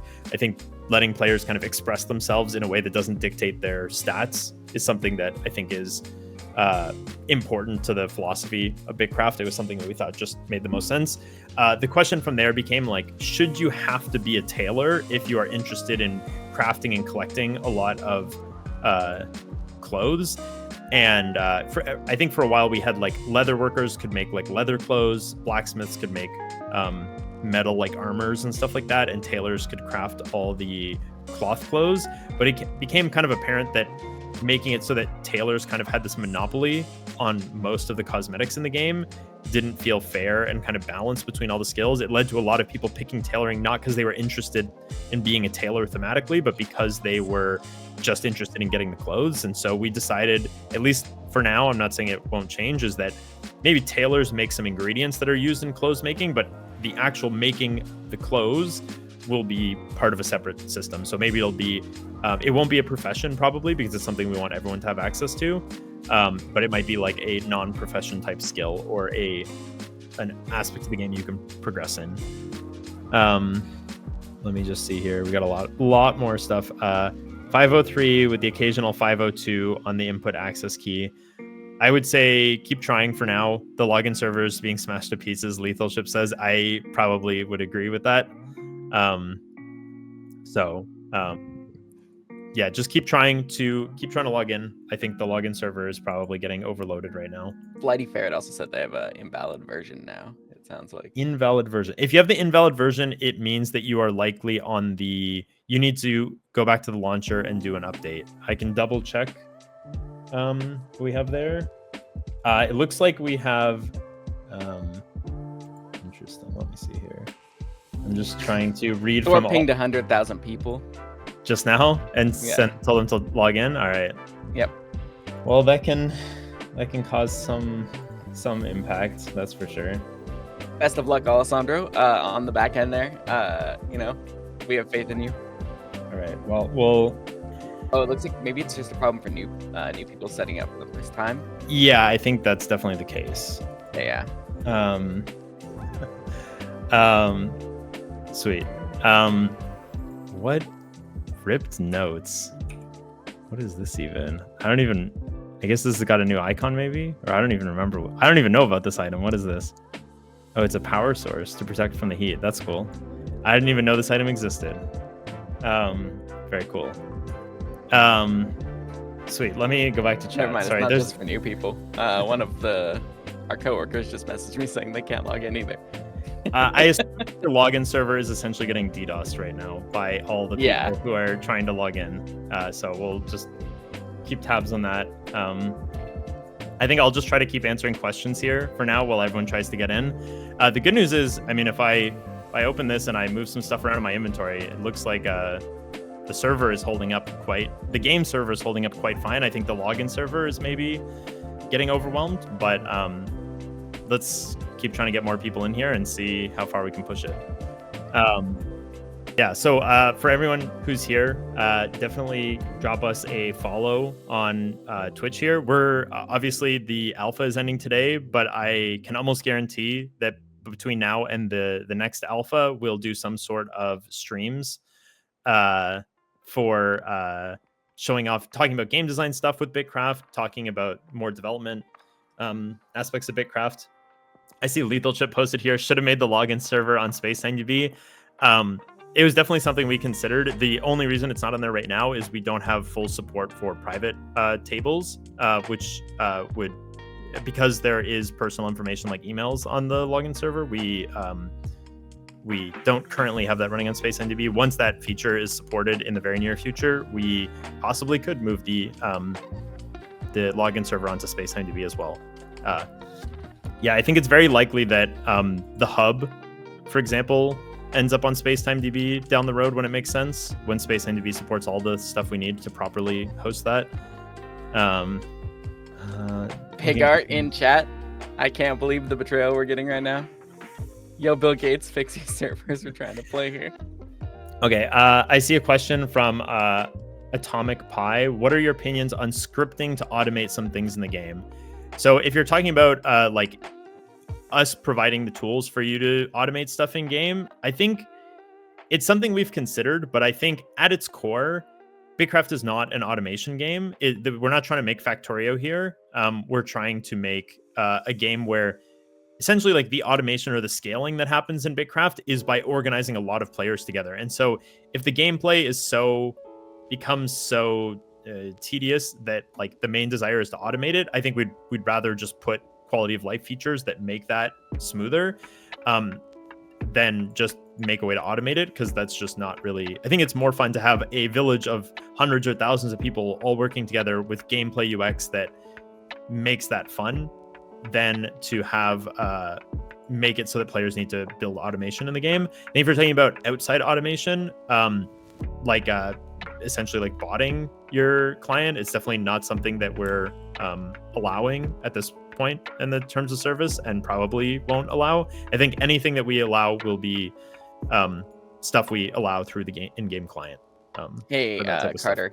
Yeah. Can you send yourself to the top of the pillar again? Because it sounds like Yeah. they've reached the critical height.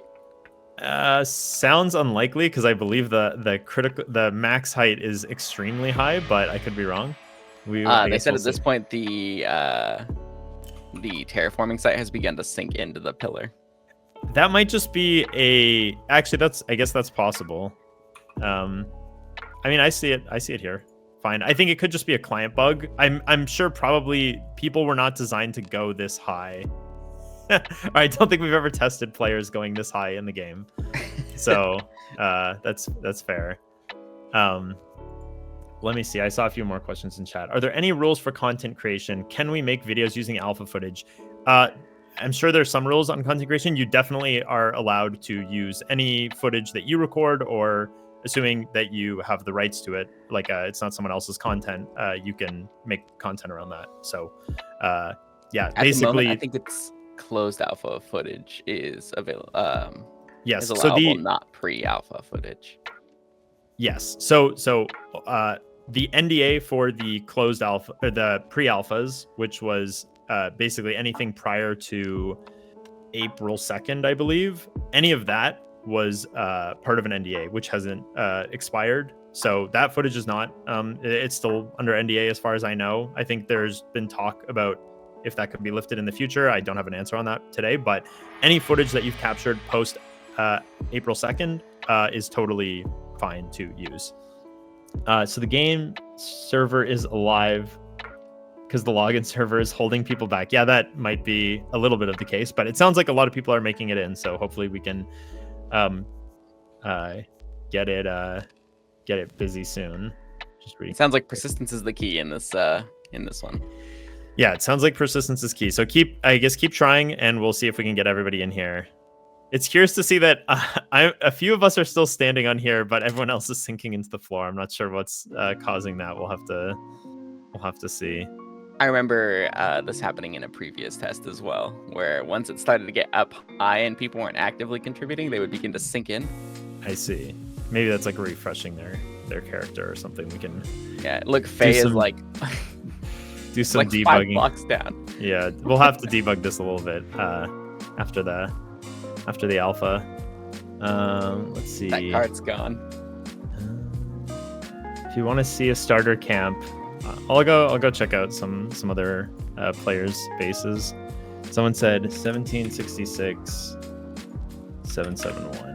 Let me try that. Someone asked if the z-axis is as big as the x and the y-axis. I think actually it's bigger. I believe you can. I believe technically you can get to. I think it's like 32,000. Uh oh. I might be logged out here. John, do you want to take us back to the to the discussion panel? Cool. Well, I'll do my best to try and get back into the game. Let's see if we can do this. But in the meantime, if people want to post any questions in Twitch chat, I will do my best to answer. Anything else? We've got a lot of stuff cooking for the next alpha, I would say. I think some of the biggest things that we want to address is, I guess, primarily is the next big thing we want to add is empires. That's, I think, going to be the focus of the next alpha's development. When is the next alpha? We will have the answer to that. I'm going to wait till Tyler gets back, but we'll answer that probably within the next hour. What else? So the empires is a big thing. The version of empires that we're hoping to include in the next alpha is not going to be, it's going to be far from the final version of empires, but it is going to hopefully be a sketch of what the system will be, which is that you can form empires, you can expand your territory, you can contest other people's territory, you can recruit players into your empire, you can build a kind of social hierarchy or special ranks and roles in your empire that have different permissions and stuff. So we're really excited to bring you guys a very early version of empires hopefully in the next alpha.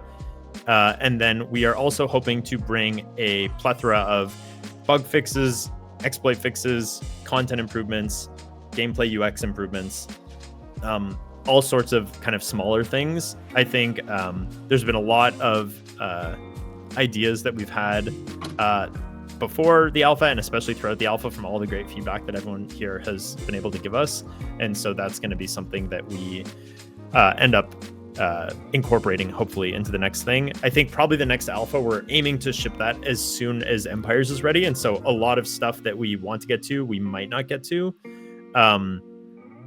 for the next alpha, but it certainly will be coming down the road. I see a handful of other questions. I think someone asked,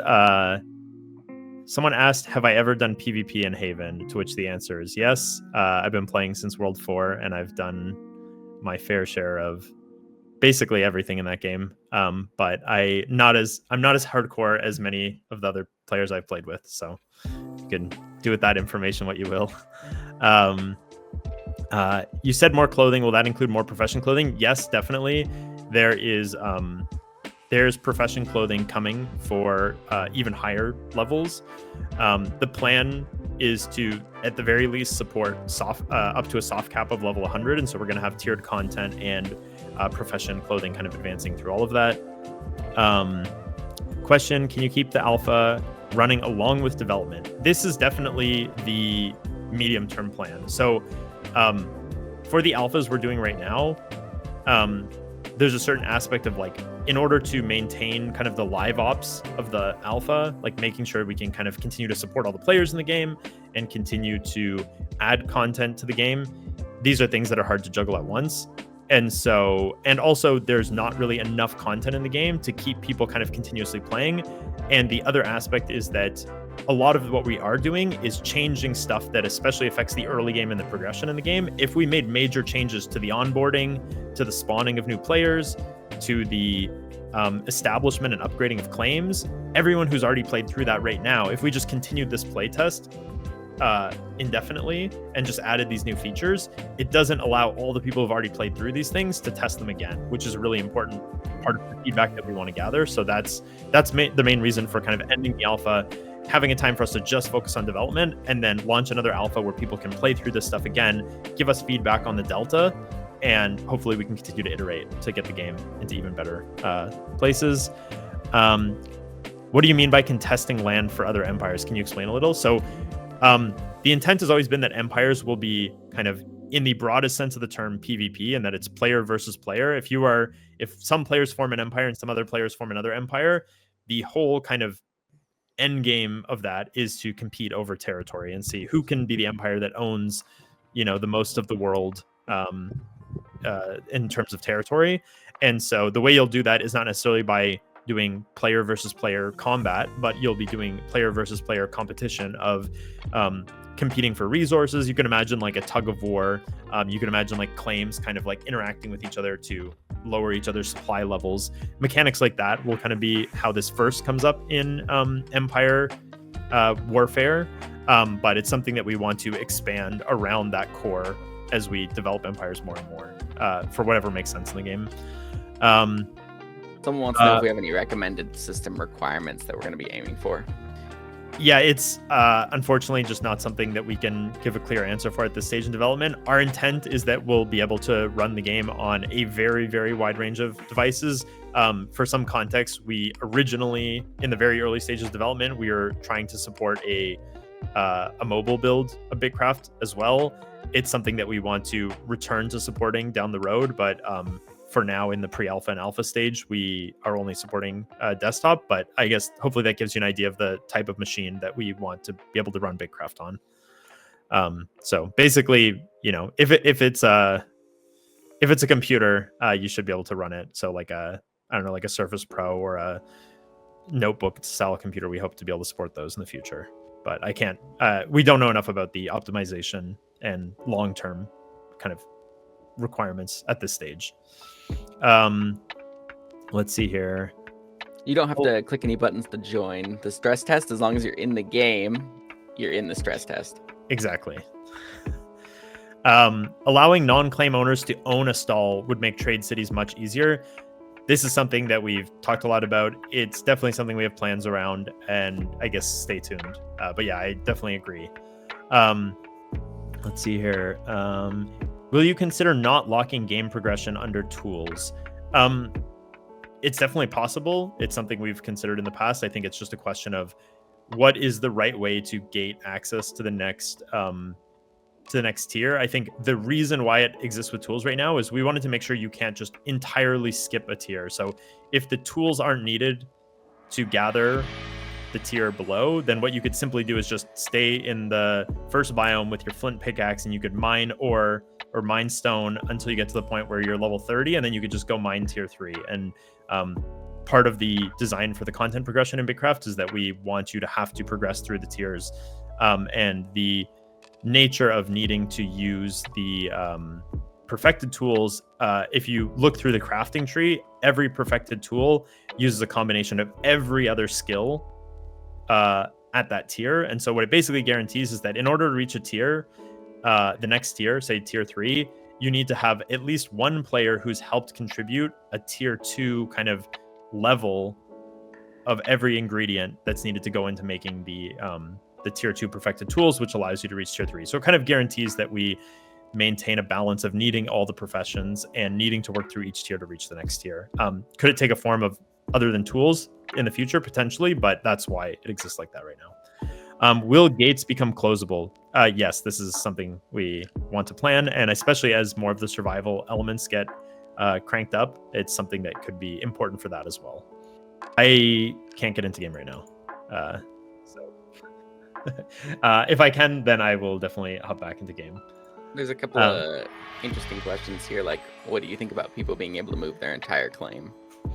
Yeah, that's a great question. It's something we've talked a lot about internally. It raises a number of different questions, and I would say it's not something that's out of the question, but there's, I guess, a few compounding reasons of why that's not possible. I think one thing is, part of what we saw in the pre-alphas is that players were highly motivated to just build their own kind of claims or outposts, or even just crafting buildings unclaimed anywhere they could in the world. And I think this wasn't properly configured for the alpha, so I need to double check. But the intent is that as you upgrade the tiers of your claim, that's unlocking the ability to build buildings of that tier. I believe due to potentially a bug or a content error, that wasn't the case right now, but that is how it's supposed to work. And so what this means is that you can't just go, if you travel to a different section of the world to get a certain resource that's found in that biome of a certain tier, you can't just drop a crafting station to process that on the spot. You maybe have to rely on another town that's in the vicinity to process the resources, or you need to actually take the effort to establish a proper outpost there. And so that's kind of just in terms of encouraging like local economies and logistics and the types of progression that we want in the game. And not just like dropping random buildings wherever you want. Having to advance your claim to reach the higher tier structures is something that's part of that. And so the ability to move a claim anywhere would undermine that. I think another aspect is that we really want like cities getting built up to be something that takes time. And both in terms of researching up the technology research of the claims, but also the building up of the paving all the stuff, building all the buildings, all that type of stuff. And so if you just let someone teleport that across the world, it kind of detracts from a little bit of the effort and kind of the time lapse aspect of that, of like towns coming up. I think what we do want to do is, which gets to some of the problems that are probably the motivation of asking this question, is we do want to create ways that you can, as a solo player or as a very small settlement, you don't have to worry about maintaining supplies of your claim. If you log out for a long period of time, or if you log out for a month and come back, you haven't lost everything because all of your progress is stored in your buildings and your storage and all that. This is something that we have plans to address. It's honestly, the majority of the limitation here is just some of the limitations of trade. And so being able to store more of your progress and your wealth in items or more dense kind of stacks of items, like essentially selling a lot of items that most of your wealth is stored in your currency on your character, and not having that be something that can be lost. I think also having more things similar to vehicles that can be deployed and used. I saw someone asked here about the building barter stalls in other towns. I think vehicles will probably end up being a key way that we do that, because of the nature of kind of how they work, how you can bring them onto other claims, how they maintain your permissions, and how you can despawn them without losing them. There's a lot of aspects of kind of that exist within the vehicle systems that we want to bring to other content in the game. Do you think the current map size is appropriate for the player count? If not, would the map be bigger or smaller? I think we erred a little bit on the side of caution of making the map probably too big than it could have needed to be for how many players we were aiming for this alpha. We obviously had a lot of kind of server issues early in the alpha that I think hurt the CCU that we had. And I think probably realistically we could have gone with a slightly smaller world. I think the caveat to that is that the spawn area was probably overly dense, and we could have spread out the spawns more than we did. So I think like the spawn areas were probably too dense. The overall world was probably a little bit less dense than we should have gone for. And we have plans to do this more automated in the future. So scaling up the world as more people join and picking spawn points a lot more intelligently is something that we have the ability to do that we just haven't set up properly yet. So I think that's hopefully answers some of your questions there. In my okay. Yeah, give me a second. I'm just going to try and get back into the game. Let's see here. All right, let me keep going on these questions. Will you just, oops.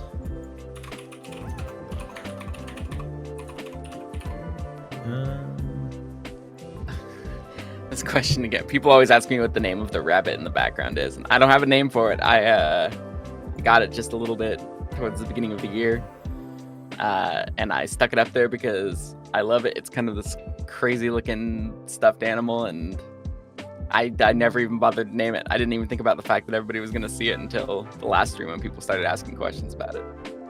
Harvey. I like the Harvey. Harvey's a good name. Yeah, I don't know, John, if you can see what I'm doing, but I'm still having some issues here. Need a name. It's still prompting me with this. Or I guess I've received the game key. Can I do? Let me try. People are jamming the music in the background. Yeah, I'm gonna not worry about trying to join back into the game for now. I think just continuing until Tyler gets here and he can maybe do questions while I try and debug it. Will we adjust the claim hexes to align with the world hexes? This is a good question, and it's something we've definitely considered. The challenge here is that when you nest hexagons within each other, they actually don't nest perfectly. Whereas like if you have a square and you subdivide it into smaller squares, it fits perfectly. But if you have a hexagon and you make it into smaller hexagons, like we have in BitCraft, like the terrain and the building tiles, the problem is that they don't nest perfectly. So you end up with some tiles that are part of multiple hexagons, which is weird and confusing. And the reason that we decided to put the claims on the small tiles instead of the big tiles was basically because the buildings are built on the small tiles, and we didn't want to have some weird case where, you know, part of your building is half inside and half outside of your claim, gets into kind of weird territory with like, is the building protected or not? And so we just decided to put the buildings and the claims on the same hexagon scale. Is BitCraft allowing for the potential of solo play, or is group play always the priority? So this is a great question, and it's something we've talked about in our some of our YouTube videos on our YouTube channel. So if you haven't checked out those developer interview videos, I'd definitely go watch those. But I can give a short version of the answer here, which is that we are always designing BitCraft to require collaborating with other players as an essential part of progressing in the game. That said, collaborating with those other players should be as easy for any player as interacting with NPCs in another single player game or a MMO. And so we want to make it so that like you rely on other players to advance in the game, but interacting with those players is not something that requires you to socialize or communicate or in otherwise kind of like interact in a super social way or cooperative way with those players. It's something that can happen very transactionally or kind of asynchronously. So for example, if you want to build a base in the woods and you are missing some items to progress, you could do that solo, and you could just put up a barter stall where you request the items you need, you set what you're willing to pay for it, or you walk to a nearby town that has those items for sale, you buy it, figure out what they're buying them for, you get those items or that much coins, you buy it, and you go back to your base, and that's it. And so obviously there's aspects of the systems that are missing to make that process really smooth right now, but that is the goal that we're aiming for, and I think we have a lot of stuff still underway that should move us in that direction. Is being an empire a sort of label that will allow these wars so people don't want to be involved, like small claims get picked on? So this is a great question as well. This is something that is important to the game, in that we think of the game as having these distinct scales. So there's the player character scale at the bottom. So this is like you progressing your stats, gaining items, this type of stuff. Then above that, we have the claim or settlement scale. So these are like claims advancing through the tiers, kind of having maybe competition or cooperation with other nearby claims. And then we have the empire scale. And so the empires will have zero destructive competition with settlements or players at all. That's core to the design of empires. The only thing empires can compete against is other empires. And so two empires fighting over territory will have zero impact on any claims within that territory. Sorry, not zero impact. They'll have zero like destructive impact. There's certainly kind of like knock-on effects or like social effects that can come from that. So say, for example, like you're a claim that's right on the border of two empires. These empires might be bribing you to like join their cause of like, hey, we'll one up the offer of the other empire if you join us instead of join them, and have your people help our empire. So it won't be that they're completely unaffected, but there'll never be a case where like this empire is destroying your town or anything like that. That won't be possible. Solo play is really taxing and punishing at the moment. I think this really stems from the fact that the player density and the limitations that we've seen in Alpha 1 around trade. And so I think if interacting with other players and getting items that you needed from other players in the way that we envision it was the case, I think that would be a lot of that pain would be alleviated, and that's a big focus of what we're working on for the next alphas.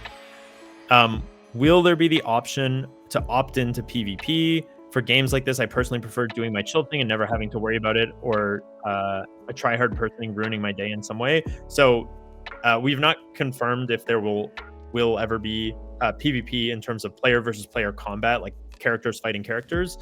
But if there is, it will always be opt-in. And even with the empires, where we're talking about PvP and a logistics warfare kind of thing, this will always be something that's opt-in. So basically, if you form an empire, you are willingly kind of entering into that arena of other empires are going to be messing with you to try and control territory. If you don't form an empire, you are never anything other than your empire can't be lost or risked in that arena anyway. So even if you become an empire and decide to fight with the other empires, you're never risking your character, you're never risking your settlement, you're just risking losing territory of the empire. That's it. So definitely something we're always making sure that risk is opt-in. What will the inner empire hierarchy look like? Will it be customizable or locked in a traditional monarchy hierarchy? We want it to be as customizable as possible. And so part of what we evaluated in our like designs was like, could you make an empire that was like a council of players, like a council of 10 counselors, and they decide what to do with the empire. Right now it's configured in such a way that I think you should be able to form such an empire. And basically the way it works is like you can assign out ranks, you can give them permissions, and you can label them. And so you could have a bunch of ranks that all have varying levels of permission. It doesn't need to be a strict hierarchy where the higher the rank, the more permission you have. It could be specialized ranks that are kind of separate but equal, and have labels kind of accordingly. And what we really want to do is let those labels translate into titles as well in the game. What about moving entire claims, no matter how big, to other locations? For example, I'm tired of this biome and I want to live somewhere else. So part of what we want is that we want there to be a route that you can do that. I think the question is just, how do you do that? I think the thing that we realized looking at Alpha 1 is there was way too much incentives in the game pushing players to make their own claim. And it was way too difficult to be a person living in another claim where you haven't been kind of fully welcomed in and trusted as a member of that claim. And I would say that's the biggest part of like the way the gameplay played out in this alpha from our vision from BitCraft, is that we really want players living in other player-made cities without necessarily having the trust of the owners of that city. And so this should be something that should be very much possible in the game. And it's something that we're going to be tweaking the systems until we get that happening. I think in that world, instead of like you moving your claim to somewhere else, it's you're living in this town and you decide you want to move to another town. That should be a process that's very easy. It should be a matter of, decrafting your buildings, selling those resources to the town, taking your cart and loading it up with the things that you don't want to sell, and wandering off into the wilderness to find either a new town or settle your own new settlement. That should be something that is very uninhibited. As for just like packing up all of the inside of your house or your claim and just plopping it somewhere else, that gets a little bit more complicated, as I kind of talked about before. Hey, just to interject here real quick. Yeah. There is a new update on the patcher. So if you guys are struggling to log in, if you close the patcher and open it again, there should be an update.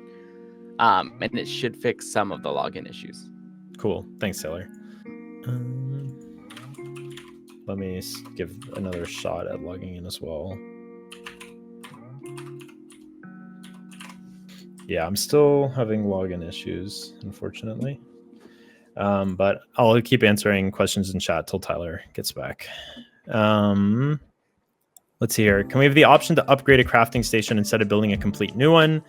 Could that limit the scrolling in the build menu? I think I would say these are two separate problems. I think finding ways to lay out the build menu such that it is easier to navigate to what you want is something that we want regardless, because eventually there'll be lots of decorations which aren't solved by the first part of this question, and we want to still solve the second part of that question. So definitely more UX improvements coming to basically every aspect of the UI. I think the bigger the problem, the faster we'll try to address it.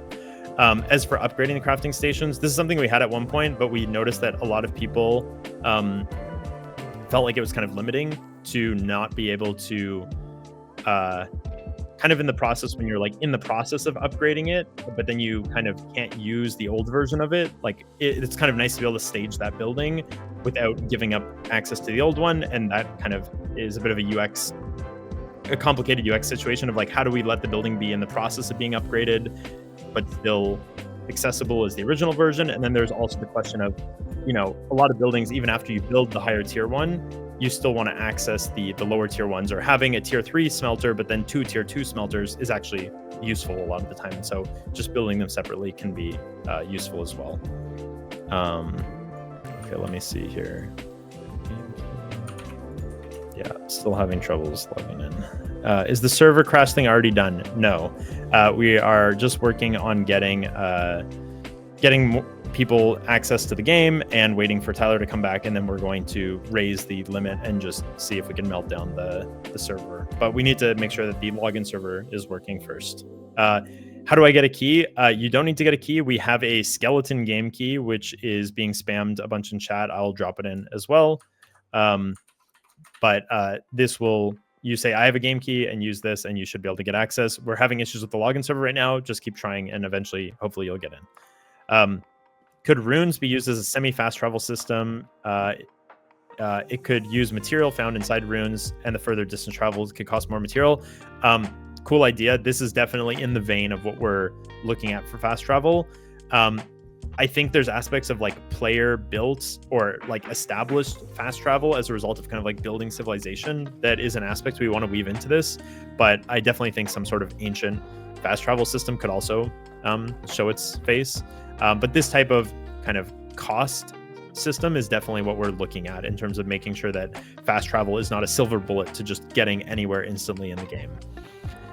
When it comes to player focusing on specific professions rather than spreading themselves out and becoming a master of all, do you guys plan to what do you guys use to encourage players to continue progress in a specific profession? I think there's aspects of this that are already in the game. For example, like you can only spend your time in one place at a time. And so if a group of players is trying to reach the highest level possible in the shortest amount of time, having one person in each skill focusing exclusively on those will just get you further faster. And I think as the game goes on and more of an economy builds up, being able to gather tier 7 ore, for example, is going to be better than being able to gather anything at tier 4, because that ore will presumably be more valuable. And so I think making sure that the higher tier items are more valuable in the economy design of the game is going to be a key thing of motivating of like, hey, if I'm a player and I want to have access to in-game money by trading with other players, I want to be able to get rich as fast as possible in the game. And the best way to do that is to reach the highest tier I can in a single skill rather than diversifying across all the skills. I think we definitely don't want to penalize players for diversifying or dabbling in other skills, but the game should kind of have some strong incentives that reward you for cooperating with other players who all specialize. Will it be possible to move stuff from outside a house to inside a house instead of rebuilding it? I believe this is already possible through a weird bug, but definitely something we want to featureize in the future. Would it be cool to see a time lapse of your claims growth at a certain building or something? This is something that is really cool about Space NDB is because we have the whole transaction log of everything that's happened in the game world. I think building tools that allow us to visualize this stuff in the future is definitely something we want to explore. Let's keep going.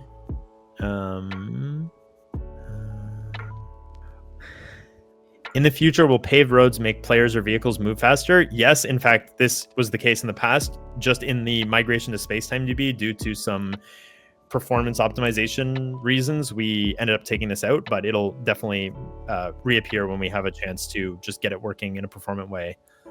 Here's the interesting. Cool. I'm still getting 503 errors on the web URL, but I'll try in game.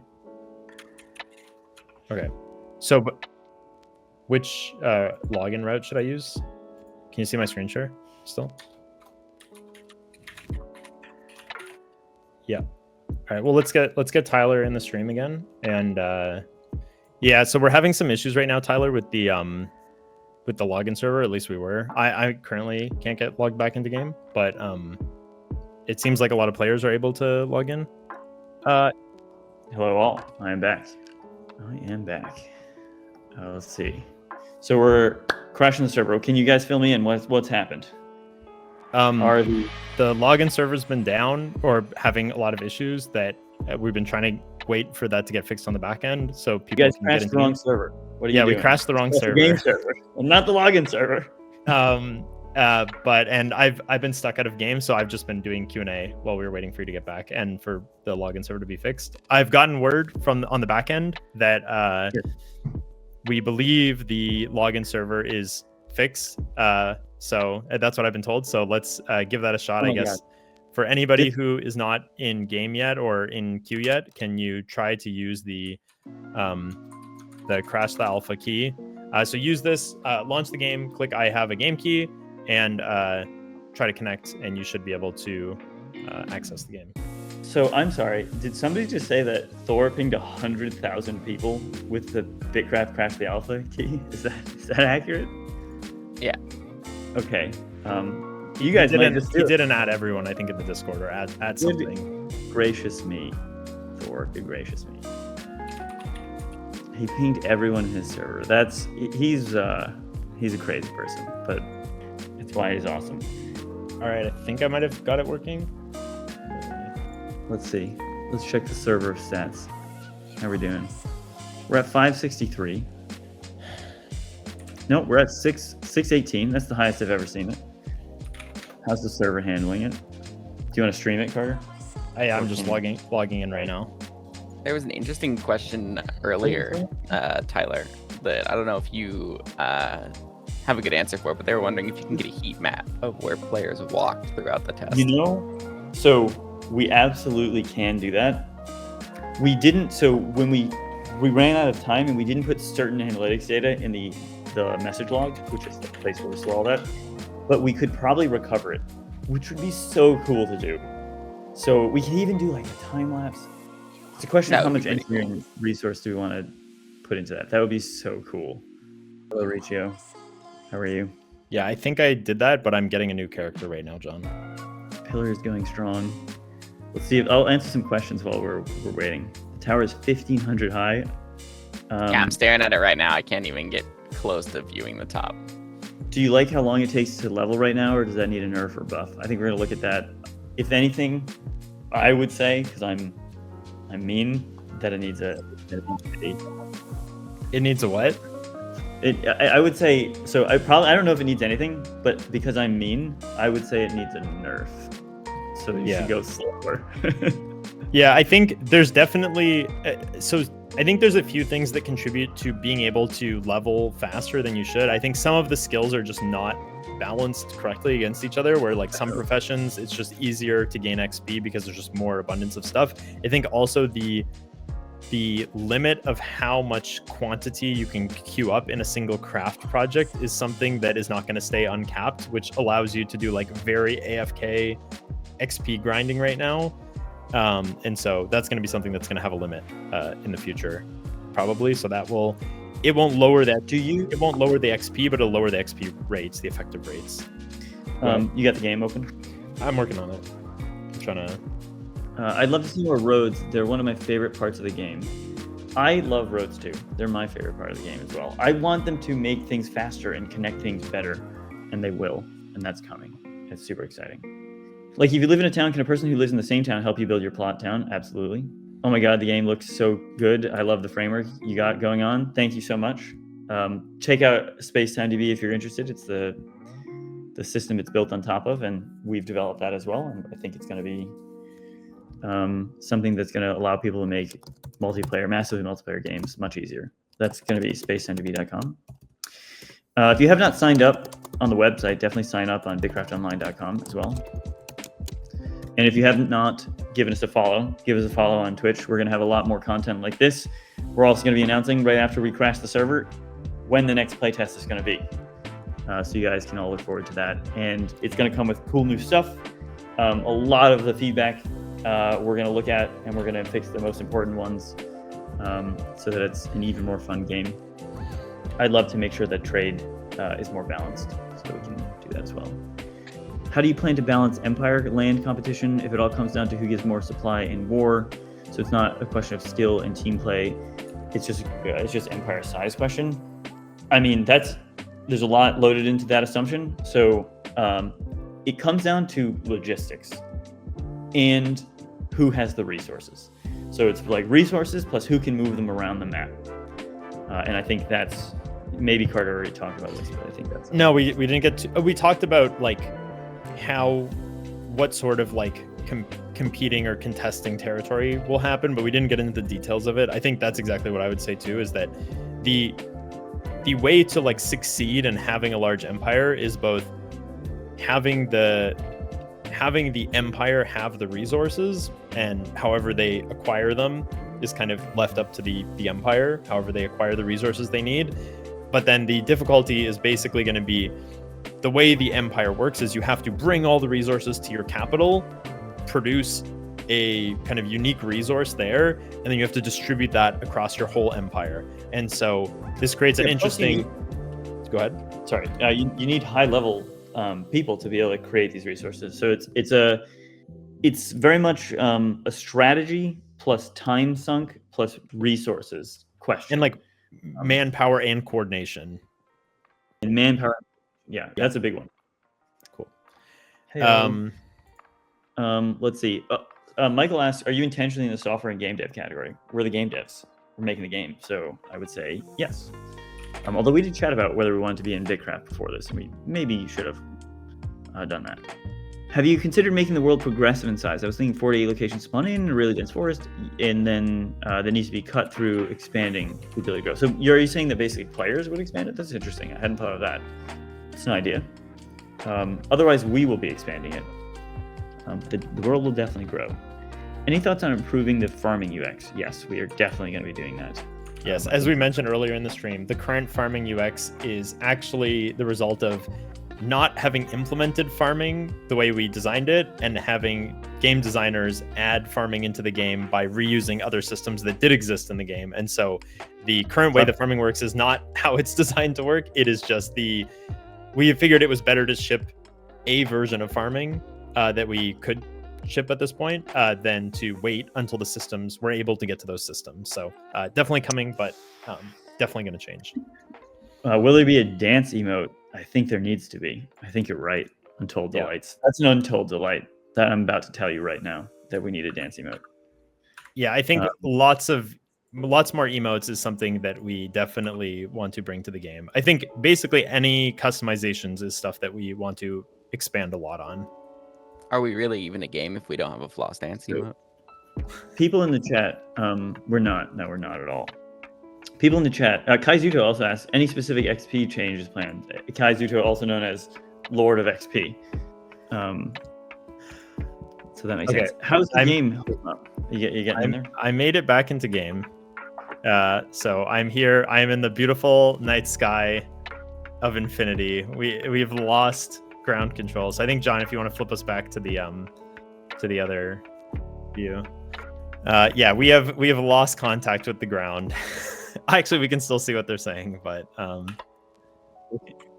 I don't have it open. I'm not sure if you have access to that right now, Tyler. I do not have access to that. You're talking about? Oh, you mean the thing? I mean, it seems fine. The charts. Charts seem fine. Little bit high on CPU, but not at max.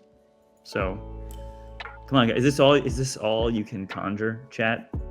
Here's what I'll say. If people post in global chat in game, once you make it in game, if you want to be teleported to the pillar, and I will teleport you there. You're gonna crash Real's clients. Yeah. Once you get teleported, just hit the M key twice, and you'll open the map and close the map, and it'll re-render your game. Okay. It's too many people. Just give me a second. Oh boy. Okay. It's moving too fast. Let's see here. I can't believe Thor added everyone. That's insanity. Okay, fork problem. Someone named their claim the Astronomicon. That's relevant to my interests. Okay, this might be too cumbersome because of the way this comes up every time. I don't know if I'll be able to do this, actually. The servers aren't crying. Thor wanted the servers to cry, but our servers are serving. They're not crying. They're just shrugging it off like nothing. Weak sauce. Oh, we're getting a little bit of an uptick. You spoke too soon. I've taunted chat. We hit the max player cap. Oh, we must have removed the max player cap. That must be what it is. So people, I guess, are people in? Does anybody in there? Does anybody know what the queue size is? I don't know. The what I'm getting from the API server is definitely not up to date, so I'm not sure. Oh yeah, you're right. Something. Bring us to the pillar. Boy. I think we are stuck there. Can we goose the numbers? Can we goose the number? Open the queue, open the flood. I think we're stuck at the cap. Maybe not. It depends on how Alessandro is doing this. Is Alessandro in the background there setting the queue size? I don't know. I don't think so. No. Tyler, I'd like to let you know you've been ratted on I to heard him. Thor. Oh no! What? I sent you a DM with a screenshot. Let's see. Is it a DM or is it in the? No, It's in the someone said in his stream that we're laughing at his attempt to break our servers. Well, we are, and they're up. They're up. What can I say? Yeah, I think we need to make sure that the everyone who's trying to get in is getting in. Can get in before we laugh at them. Yeah, I agree. Yeah. Let me see.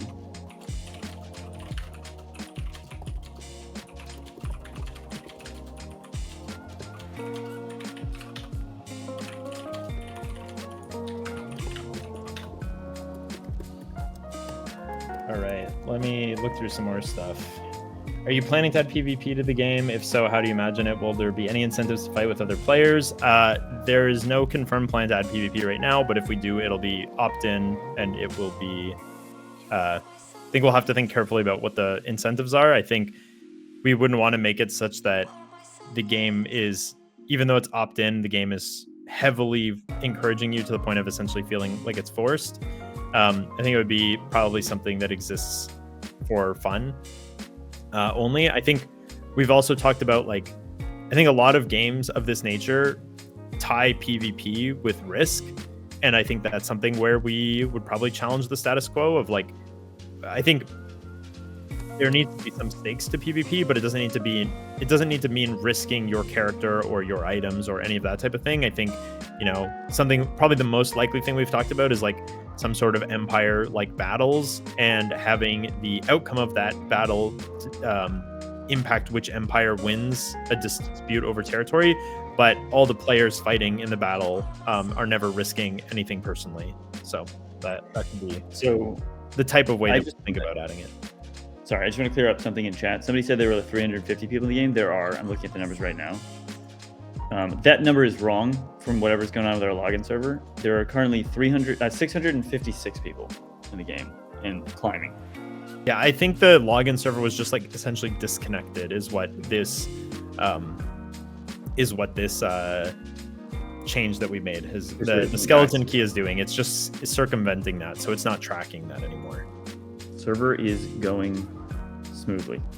We're reaching 1 second per second on CPU-ish. No problems yet. See, Jamaican Jazz asked a question of, would adding a traveler pseudo skill that tracks distance traveled and unlocks some cosmetics based on distance traveled be a possibility? I think this touches on two things. I think things that are not skills or professions in the game getting tracked and having achievements based on them, 100% planned. I think like uncovering the map, distance traveled, wealth earned, all this types of stuff are things we want to track, have achievements for, and have cool cosmetics to show off your achievement in those things. I think having a traveler pseudo skill touches on another aspect that we have loosely planned, which is basically tying in the travelers to various professions and also kind of non-profession progression. So, a traveler like Brigo, who's focused around construction, having more progression associated with that and having rewards for that discipline in the game be kind of incorporated through the traveler, potentially even having quests or other achievements tied to that. I think the same thing for the professions as well, potentially having travelers associated with the various professions and having them give profession quests or be associated with giving out the profession rewards is definitely something that we've considered. Let's see here. So we're at hovering around 660. No problems. Smooth as butter. Yeah, I'm not even struggling to walk around right now. See, we can throw out the Thor "did I break it" emoji, and the answer is no. No, he didn't. Someone says, can you add maps showing who owns territory? I assume this is for the empires, and this is definitely planned, and I think it would have to be an essential part of the empires. I think, what's the purpose of doing all this effort to control a bunch of territory if you don't get to see it on the map? I think that's kind of very core to the ethos of empires. I'm just enjoying chat and the emojis. I think Yar Bongos is my favorite Twitch chat emoji out of any of them. They're just so fun. I see a question here from a first-time chatter, Lady Avondrude. Do you guys have a system in place for when people have a holiday or vacation? Like I have 2 or 3 weeks vacation without a PC, internet access on phone. How should that work so as not to lose progress? So this is a great question. And I would say just off the bat, this is something we want to support. We don't think you should lose all your progress in BitCraft if you take a few week break or even a few month break or a year break from the game. We want to set the game up in a way that you are kind of both able to take that long of a break without issues, and that anytime you are risking something, you very clearly know upfront what your timeline is to kind of come back to maintain it. And so the thing that I will say, with respect to Alpha 1 is that there was a very strong incentive that exists due to some limitations of what we had in this build that incentivize people to build their own claims. And I think that with a combination of just the balancing of the cost of maintaining a claim, how much that cost scales with size, how much that cost scales with people, how claim stability will impact that in the future. All of these things, this is our first large iteration of, and so they're going to be balanced in the future. But I think the other aspect of like the systems design that led to many players feeling like the best thing for them to do in the game was to start their own claim is something that we want to tweak as we move forward in the alphas. We're really trying to design BitCraft where building a settlement is going to be for the players who really want a heavily involved social management aspect to the game. For the players who just want to progress and level up their character and explore what they can do in the game and collect stuff and socialize and progress, this shouldn't require you to start your own claim. In fact, it should be much easier for you to join an existing settlement. And I think we're still missing some core systems and incentives that will make it so that that is an easy thing to do, that it's actually easier and more smooth than starting your own settlement. Actually, this is kind of relevant to, something that somebody's in the chat, actually, Klaus, who asks, when's the alpha coming, the next one? And we'll tell that in a second. But he was somebody who they kind of lost their whole settlement like erroneously because they didn't realize how much time was left, or it was too high for them to take a break. And that is something we definitely do not want. So we're going to fix that, and we're going to fix that. It's going to be called the Klaus rule. We're going to fix that for people just like you. And thank you for letting us know about that. These kinds of things help. And we're going to let people know when the thing is. Also, shout out to my friend Wolfgang, who's in the chat right now and is texting me. Drop a follow, definitely. Someone said group start spawn points when. Did you visit Port Royal? We've got, I think. We visited a bunch of the ones, and then my game crashed, and I couldn't get back. Your game crashed? So. You want to swap over to Port Royal real quick? Just real quick? Well, can you send me the coordinates, or is it in the? Yes, it's Port Royal. 1620 2716. Sure. All right, we'll take a look. Teleport. Someone asked a question though about group spawn points. This is something that we definitely have on our mind. It's something that we actually have an item technically in the game that's just not obtainable that lets you teleport to your friend for a one-time use. It'll make a reappearance in the future. It's something that we just need to figure out the right way to incorporate it into the game. All right, so yeah, this is Port Royal. So we're popping into Port Royal is dope. Oh, you've been? I wasn't here. We might have actually visited this one. You might have visited this one, but no, I don't know. This design in the ground here looks a little bit different. Look at those chests, classy. Are they near water? You got to cross like a border, I guess. Yeah, my game's a little bit bugged right now. The developer teleport thing is not the smoothest. It's not the most stable thing in the world. We've got some people over here hard at work. We get a lot of people shouting out a lot of places. Kuoka leader has been disconnected from the server. I don't know why that would be. Oh, you know what? That's because you're logging in. There's a lot of details there. Every Anybody time I go having- and sit somewhere, someone drops a goat at my feet. So for the people getting disconnected, is that when you're logging in? So like when you log in, you get disconnected immediately. That's a bug that we know about that we're actually fixing. But I'm wondering, like where you are and if that's happening at that time. If you're getting disconnected while playing the game, that's not something we know about. But if you're getting disconnected on login, please let us know. Yeah, this is a very cool, a simple base with a very nice aesthetic. I like, this is something I haven't seen too much of, but actually leaving the grass in between some of the pavings is a very nice touch. Hi, Mom. Yes, you've made it onto the Clockwork Labs stream. So I wonder, actually, it's an interesting question. Maybe we are at capacity, it's possible, and people are getting kicked out because we made that change to say if they fall behind, drop them. So like the server fills up their queue but can't process them. Is that the error people are getting? I mean, they're getting booted from. But it would say like you are desynced from the server. I think it actually lets you wait. Yeah, that's the only thing that would boot them from that though. I see. As far as I understand. Maybe not. But, we are kind of hovering around the same numbers here. We're about 650, 660 is where we're at. Maybe we could get people to say something in Twitch chat if they haven't made it into game yet. Yes. Can we get a Yar Bongos if you're not able to get into game?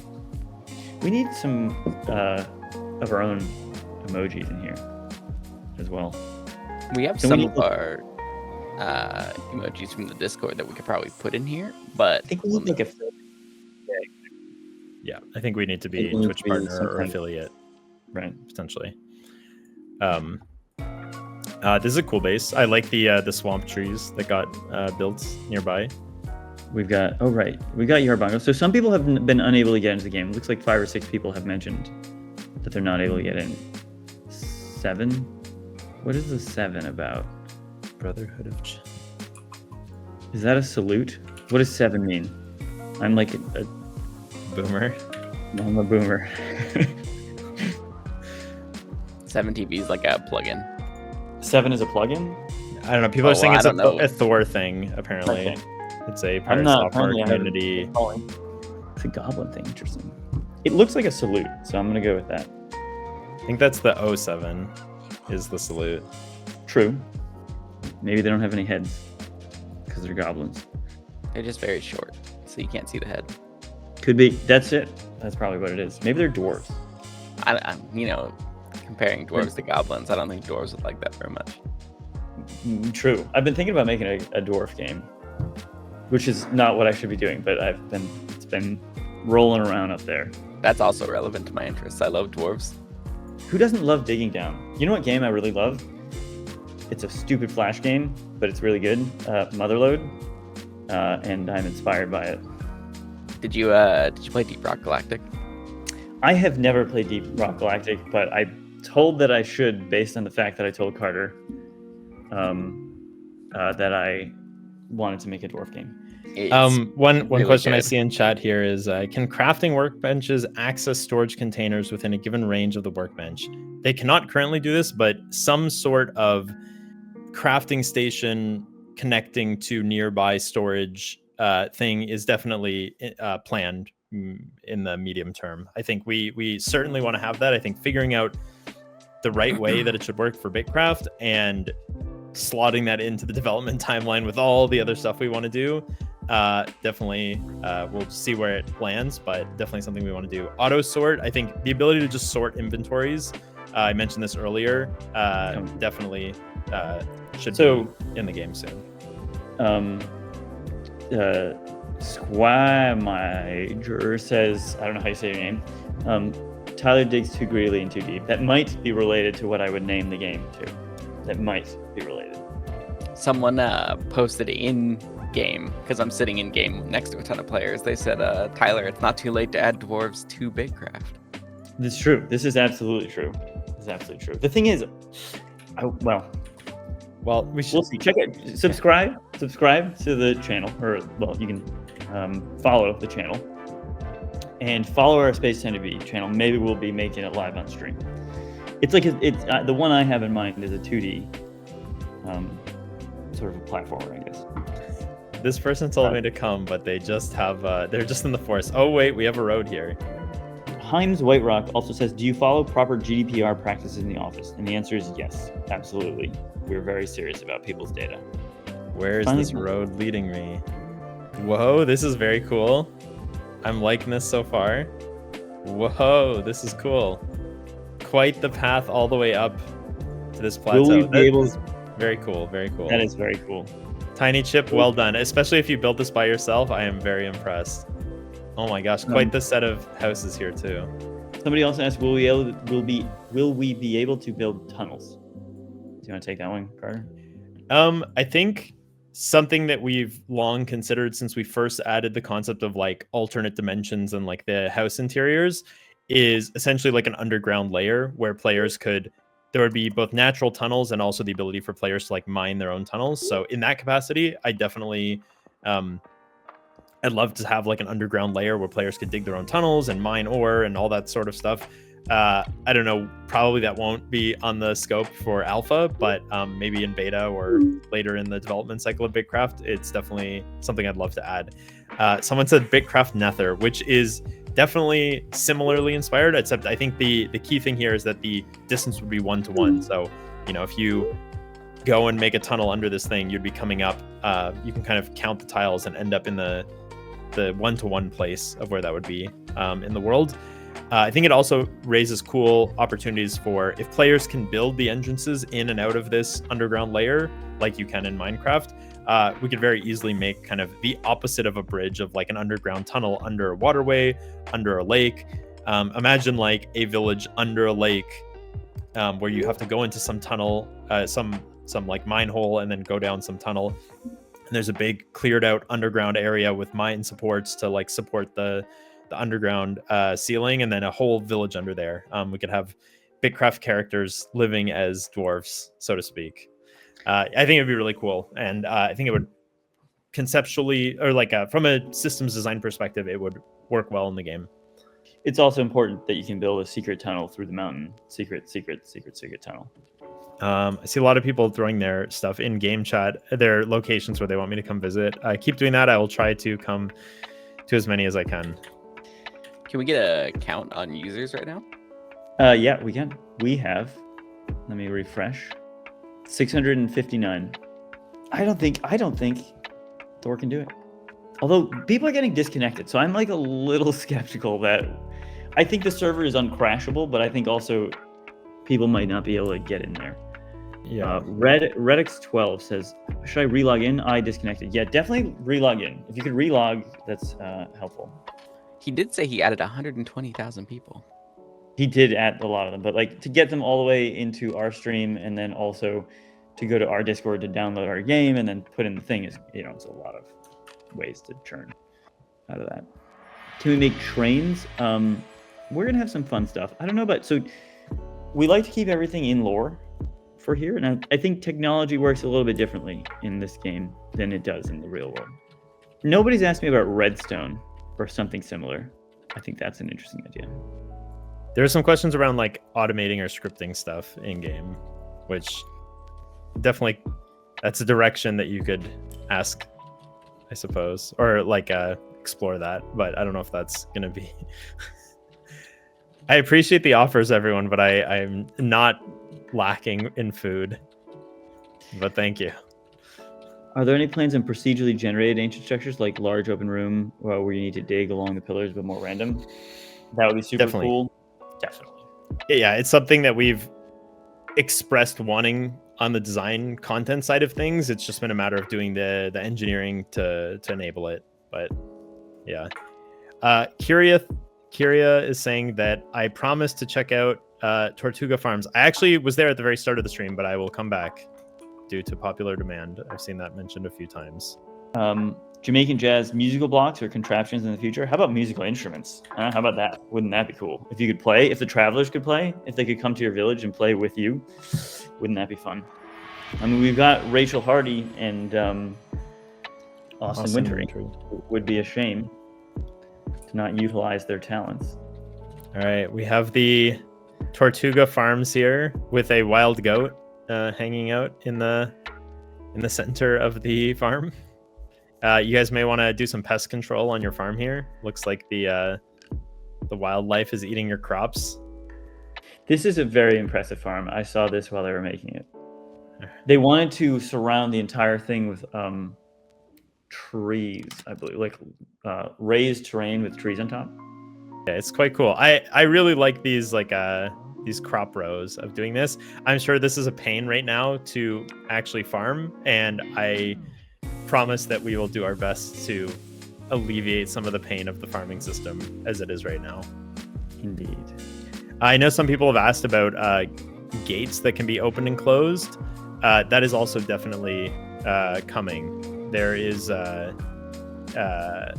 not only will you be able to open and close the gates like visually and functionally, but that will also, the plan is for that to have implications on the survival aspects and kind of protecting your base from nature. The Jimmyest Jimmy says that's a different Tortuga. I assume this is the this is Tortuga Farms, I believe. Or sorry, new Tortuga. Yeah, I think we visited here briefly. Maybe it was just before we started the stream, actually. You can go actually down to the boat. The boats, that's kind of a fun place. Yeah, we'll do a run down there, and then we'll go to, I know other people are dropping their stuff in chat. We'll keep trying to visit some player claims. I do like this entrance with the terraforming on either side. It's very, very woodlandy. I do see some of the player positions starting to get a little bit laggy. I'm also going to shout out. Oh, let's see how many people we got. Are they Tyler? No, I missed that. A little laggy. Yeah. I think we're probably pushing the the boundaries. I think the goblins are getting there. Let me also say, I'd love to just shout out a couple of streamers that are streaming BitCraft as well, if you want to go there. So it's Kloss, he's been streaming for a long time. Obviously, what is his name? I follow him. Who's been streaming a lot. I can grab it. Oh, he got disconnected. I don't remember. Somebody can help. Oh, am I dead? Oh, weird. I disconnected. I'm back. So there's Voxel Heart. That game, just a game over screen. That's what I'm thinking of. Thank you, Kai. Yeah. So Voxel Heart, I would shout out. Doing some cool streaming.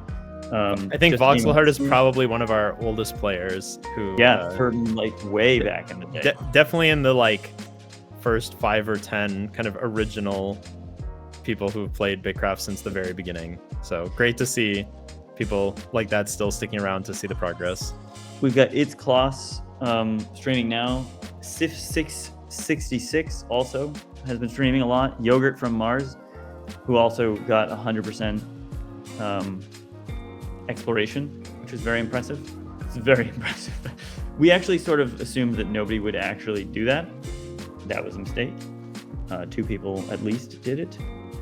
Let's see who else is streaming right now. YOLO Anonymous RL, and a name that I guess is Hanataro, who is a Japanese streamer I was trying to talk with him via Google Translate, and he seemed to be really enjoying the game. So if you want to drop into them, check them out.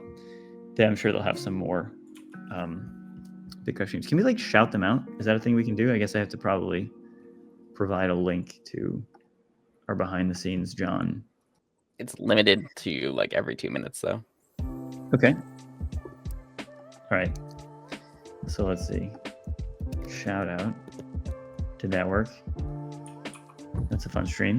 Obviously, the game server's coming down, so they're not going to be streaming after this. But if any streamers are willing to cover Havenheart, the MMO Minch has played for the past 14 years, please shoot me a Twitch GM. Definitely a game that you could try out. A little bit more, I guess, hardcore, I would say, to permadeath.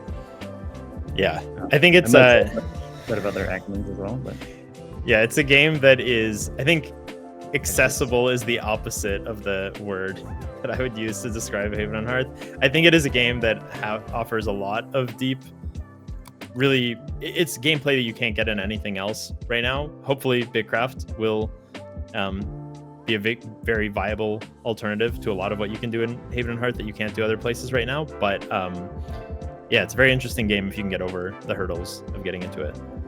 This is a cool base we got here as well. So let's see. Am I still? Let's see. Yogurt from Mars. Shout out. Yogurt. Oh come on, these people have such names. Is that what it is? You have to wait 43 seconds before shouting out. Yeah. Can you shout out, John? John behind the scenes? He cannot. It's per channel, limited by like 2 minutes or something like that. I don't know what the meme of giving me food when I come to your base is, but my inventory is full. Here, They want a bread review. They've asked you for it. I see. Because I gave the bread review for the bread I stole out of that. Yep. That Now everybody base. wants to know what your bread review is. Okay, you're gonna have to give me a little bit less. Just give me the dumplings. Whoever sleep KT. Or here, I'll just trade you some stuff. We'll do a trade. Just a Game Over screen is back, and I did give you a shout out as one of the streamers of BitCraft. One of our diehard streamers, been streaming basically the whole alpha. So thank you for that. We've got a couple other ones that I found late at night. We even had Spazzy on here, which was pretty exciting for me. Cozy Sweets was great. Let's see, May Firefly, Sling and Stone, and Stu the Bearded. Were all ones that I popped by and they were playing quite a bit. Check out the BitCraft category on Twitch. Obviously, we're going to be a little bit down for a bit, but these are people who stream these types of games. So might be of interest to you. So if you check out who has been streaming in that category, you can have a look there. Speaking of, it's been a long run here. We've had a good time. Is it time for us to reveal when the next alpha will be? What do you think? I think so. I mean, I don't think the server is going to come down. It's coming down. I think I think it's just it's a cycle of people coming in and falling out as the server can't support them, which is certainly an interesting learning. I think we'll have to see what we can figure out for the next chance we can do a technical test. I think we'd really like to see, can we get enough people at one time and not have the server kind of dropping people, and just see how far can we push the CCU until the server just burns and melts down. Hey, someone basically just uncovered their own little dwarf secret where they dug really deep in one area and they can now see the water level below the map. Oh yeah, that's yeah problem. That makes sense, but it would be a problem. Yeah, so it looks like to answer Thor's question, did I break it? He did not. He did not break it. We've just got a lot of people, and we're like past peak hours, I think. So let's wrap it up a little bit. It's been an absolute pleasure having you guys play this game. We're gonna be back. Can we gather everybody to the same town maybe? I guess that's too hard to have people teleport. Probably too difficult. Go back to the tower at least and take a picture there. Where is maybe that? a couple pictures here, and then we will. I'm coming to the top. Don't worry. Yeah, Clockwork Labs claim. Sounds like there's a lot of people hanging out there. Got a lot of people up on, quite a lot of people up on top of the tower. We were here. So, oh my gosh, this is amazing. Voxel has Knowledge Master 6. That's so pretty cool. I think what we'll do is we'll compile a bit of a report about all the cool things we've seen, and we'll post it with some highlights about all the stuff that people have built and the number of hours that people have played and some of that stuff. I think you guys will find that really cool. We'll definitely do that for this alpha. And then the next alpha. Carter, do you want to do the honors of letting people know? When is it going to be? I don't know. You better say the date. I don't want to get it wrong. Okay, you don't get it wrong. Fair enough. So we are going to go back to the grindstone. We're going to fix a bunch of the bugs. We're going to fix a bunch of the content. We're going to add in empires. We're going to do a lot of cool stuff. And it's coming out June 17th. So June 17th, we'll be back at it with another next alpha. It's going to be sort of a fix up all the learnings that we've had in this alpha, and let's hit it with Empires. So I hope you all are excited for that. I think the Empires are going to be super cool. I personally cannot wait to see the pirate software Empire flag flying. Maybe we'll get in a couple of other streamers as well to fly their own flags, and you too can fly yours as well. I think we'll have a lot more announcements on the way, and I'm super excited to see you all there. It's going to be a really fun time. We'll try to also do some content in between now and then. And then we are going to be doing regular ones. Will the alpha keys carry over, or will we new ones? You're going to get new ones, but we're going to be very generous with keys, and we might do something to allow you to get guaranteed access as well. We got to talk about that a bit with the team. So it should be super excited. How do you gain access to the alpha if you haven't received a key? So for this alpha, which is ending right now, we have a key that gives it to everybody.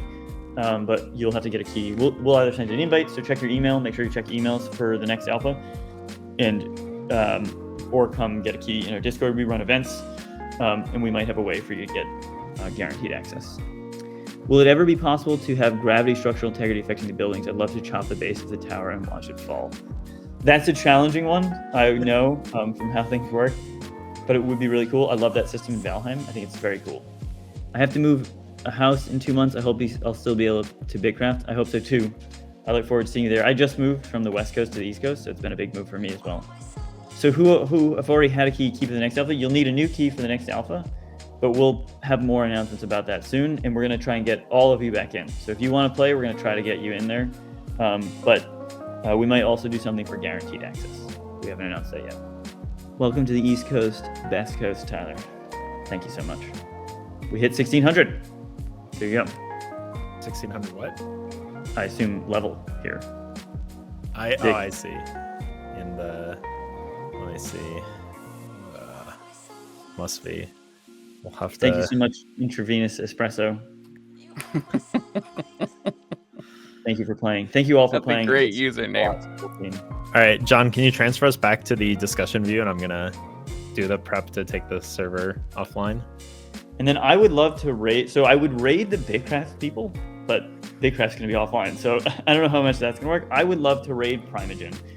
He and Thor have been talking about building on Spacetime DB. And I think it's really would be super cool to see what other people can build on Spacetime DB in the future besides this game. I think it could open up the realm for indie game MMORPGs. Anataro, we gave you a shout out. Thank you for playing the game. You guys are awesome. You're the best.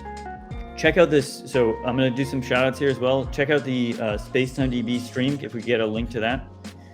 Give us a star on GitHub. We got that there. Streamlabs. Yeah. Can we drop the Spacetime DB website or something in chat? So I'm tossing some Spacetime DB GitHub. Give us a star on there. We can do the Spacetime DB website. Yeah, sorry. And then definitely sign up for the alpha if you haven't. That would be on BitCraftOnline.com. And give us a follow here. Yeah, follow up on here as well. Thank you, Rainbow Goblin. It's a Rainbow Goblin. That's fun. Only get to play for about an hour. Well, let's try and get you in the next one. Hype for Alpha 2. I'm hyped for Alpha 2 as well. I think the team has really got a lot of cool stuff from you guys in the last month. It's been so cool. I think, I can't thank you guys enough. We learned so much over the course of this alpha. All the things that everyone broke, all the design feedback and kind of content balancing feedback that we got. A handful of it we were able to address during the alpha, but a lot of it, it's just, we have all our notes. I'm really looking forward to once the alpha is closed and we can go back to the lab and focus. We're going to go through all of the feedback that you guys have given us, and we're going to make as many changes as we can to improve the game for Alpha 2. And I think that with the addition of Empires is going to be super exciting. I think we'd like to do more regular streaming content as well, give you guys some insight behind the scenes. If you want to see how BitCraft is made and you want to make your own games like BitCraft, check out our Spacetime DB stream. We're going to be streaming on there. We're going to be making games. Will adversity go up for Alpha 2? That's a good question. It's one of the highest priority things that we need to do for this game. If we get time, we will absolutely do it. If not Alpha 2, definitely Alpha 3 or whatever comes after Alpha 2. It is basically Empires, and then more adversity survival stuff is the 2 highest things on the priority list. Yeah, go ahead. Right. So now that the server is smooth as butter, there's a lot of cool things that we can do. And maybe butter it can get smoother, and it will get smoother. But that helps. Awesome. You guys want to set up a raid? I'd like to shout out our community, especially on Discord, for being like super great and helping people, especially people who popped in for the first time. Everybody did a really great job of just like onboarding people or answering questions, even when we were busy working on bringing the server back up. People were really great at directing people to the right direction. The community is amazing, and they've been amazing since the beginning. Ever since those shrimps showed up, like weirdly within the first 10 seconds of people dropping into our Discord, it's been really awesome to see. So yeah, sounds good. Let's see here. Sorry, I was talking to the voice in my head, which is John, who's behind the scenes. If you're curious what's going on there. Somebody asked an interesting question. I forget what it was. Thanks for all the keys, the support of the month. You're welcome. Thanks for streaming the game. I think it's super cool. Yeah, I'm so glad you're here. We tried to crash the server. We couldn't. That's great news. Let's set up the raid. Cozy Sweets, shout out to you as well for streaming. You guys did a great job there. Will there be Twitch drops for BitCraft in the future? I don't know what a Twitch drop is because I'm a boomer. Twitch drops are basically like getting in-game content by watching Twitch streams for the category for the game. It's something we talked about. I think it's just a matter of we need to do a little bit of development plumbing. I think the first thing on our list is, as you guys know, like there's rewards that we had on the hub for signing up and doing community quests for the alpha that are supposed to correlate to in-game items. We want to get those working first, and then once we have the plumbing to get those accessible in-game, that very easily opens the door to something like Twitch drops, of basically being able to like have that flow in for the alphas. Right now, it's all in your accounts, and we have that data, but getting the plumbing of that going from out of game to in-game for every alpha reset is something that we still need to get the last little bits of that working. Ooh, no. I've been told by the voice in my head that we can't raid Primogen because he has raids turned off, which is so sad. We have another streamer who was playing our game that I can... The problem is raiding somebody who is playing our game is a little... No, who was playing our game previously. Yeah, could do that. Yeah. I would say too, one other thing, if you've already followed the BitCraft channel, one thing that you can do is go follow the BitCraft category. I think for not right now, obviously, because the alpha is about to end, but in the future when we do Alpha 2, there will be presumably lots of people streaming BitCraft in here other than us, and so following the category is a great way to just see other people who are making BitCraft content. They're trying to encourage Prime to enable raids, it sounds like. Yeah, so. I'm doing the same thing. All right. Hold on, what is he saying? We're neither a partner nor affiliate, so it appears to be part of the problem. Hold on, stay with us. So Primogen is somebody who's really interested in messing around with Space MGB, and I think he'd be really cool for you guys to see what he's working on.